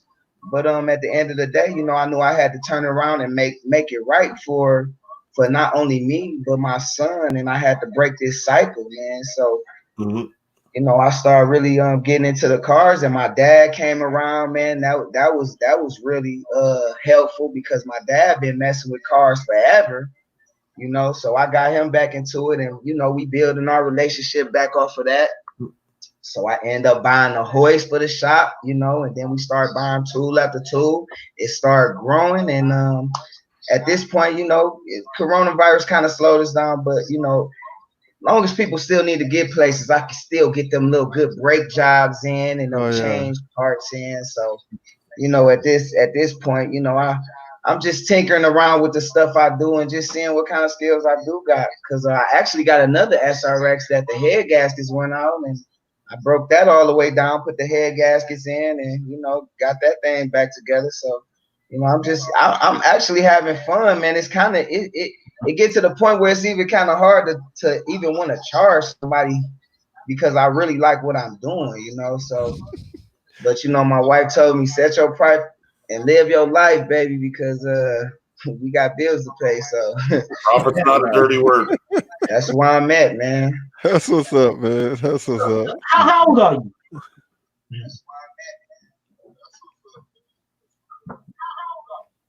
I'm 34. That's what's up. That's what's up. That's what's up, man. Yo, man, so start putting some videos up on your YouTube channel, man, so we can check you out.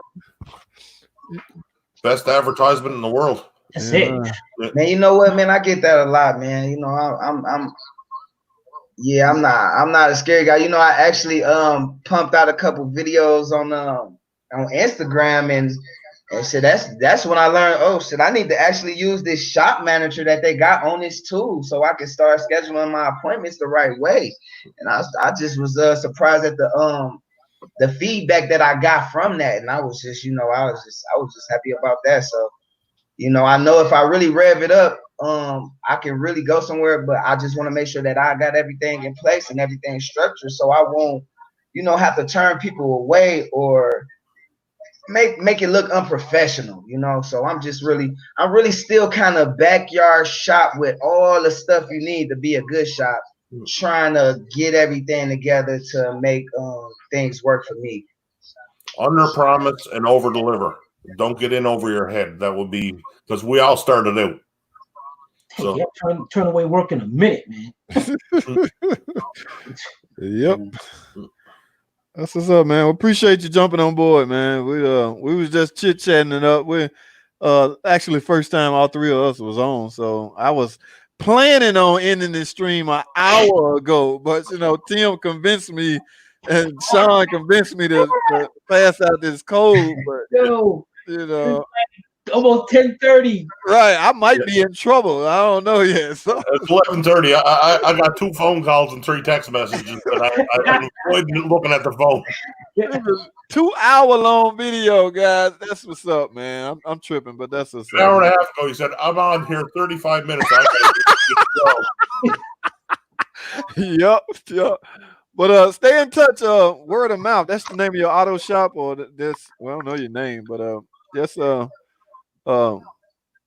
Yeah, it's Word of Mouth Automotive LLC, but you know, I just did that for short. Yeah, that's what's up. That's cool. And I'm Word of Mouth Auto on IG. Okay. Yo, man, forget Instagram, man. Forget Facebook. You know, I gotta throw it in there, man. I see y'all do it. I learned from the best, man. Like and subscribe. Like and subscribe. Do some videos up on YouTube, man. Start making some money. That's what yeah, he right about that part. You can't build a revenue stream on social media, but well, man, I definitely like to have you guys, man, as my mentor, man. If I could find a way to, you know, tap in with you guys every now and then, I definitely appreciate that, man. Yeah, you can direct that traffic to YouTube. I wouldn't abandon it altogether. It's just you can't make no money off of Facebook and Instagram, but you can direct the traffic to YouTube in a strategic way. It has to be strategic. All right. You cut that out, man. Yeah, in other words, big, please. So, you know, don't listen to these anti-social dudes on here, man. They anti-social. Social media cats. That's what's up, man. Well, guys, look, man. Yeah, I'm 2 hours deep. I'm gonna roll. Like I said, I jump on every Thursday and Sunday, so you know. All right, no problem, man. It's been definitely fun. Yeah, anybody want to chop it up? That is cool with me, and I'm always open if anybody want me to jump on their channel or whatever. But I'm cool with all that. When are you gonna do a build on your channel for the Eric Car Guy race? Yeah, we actually got I'm up to episode 17 now. Okay, I gotta go back and check out the playlist, and the playlist you'll see ETCG versus Astral. Okay. Well, if I can lend any emotional support, or if there's anything I can help her. That's what's up. Yeah. All right, guys. Let me shut this down. I gotta go ahead and check on the grant on the. All right, word of mouth. Take care, Shaun. Take care. Yeah, that's what's it, man. Peace out. I'll holler at y'all. All right, man. Appreciate you guys, man. Yeah. Nice meeting you. All right. All right.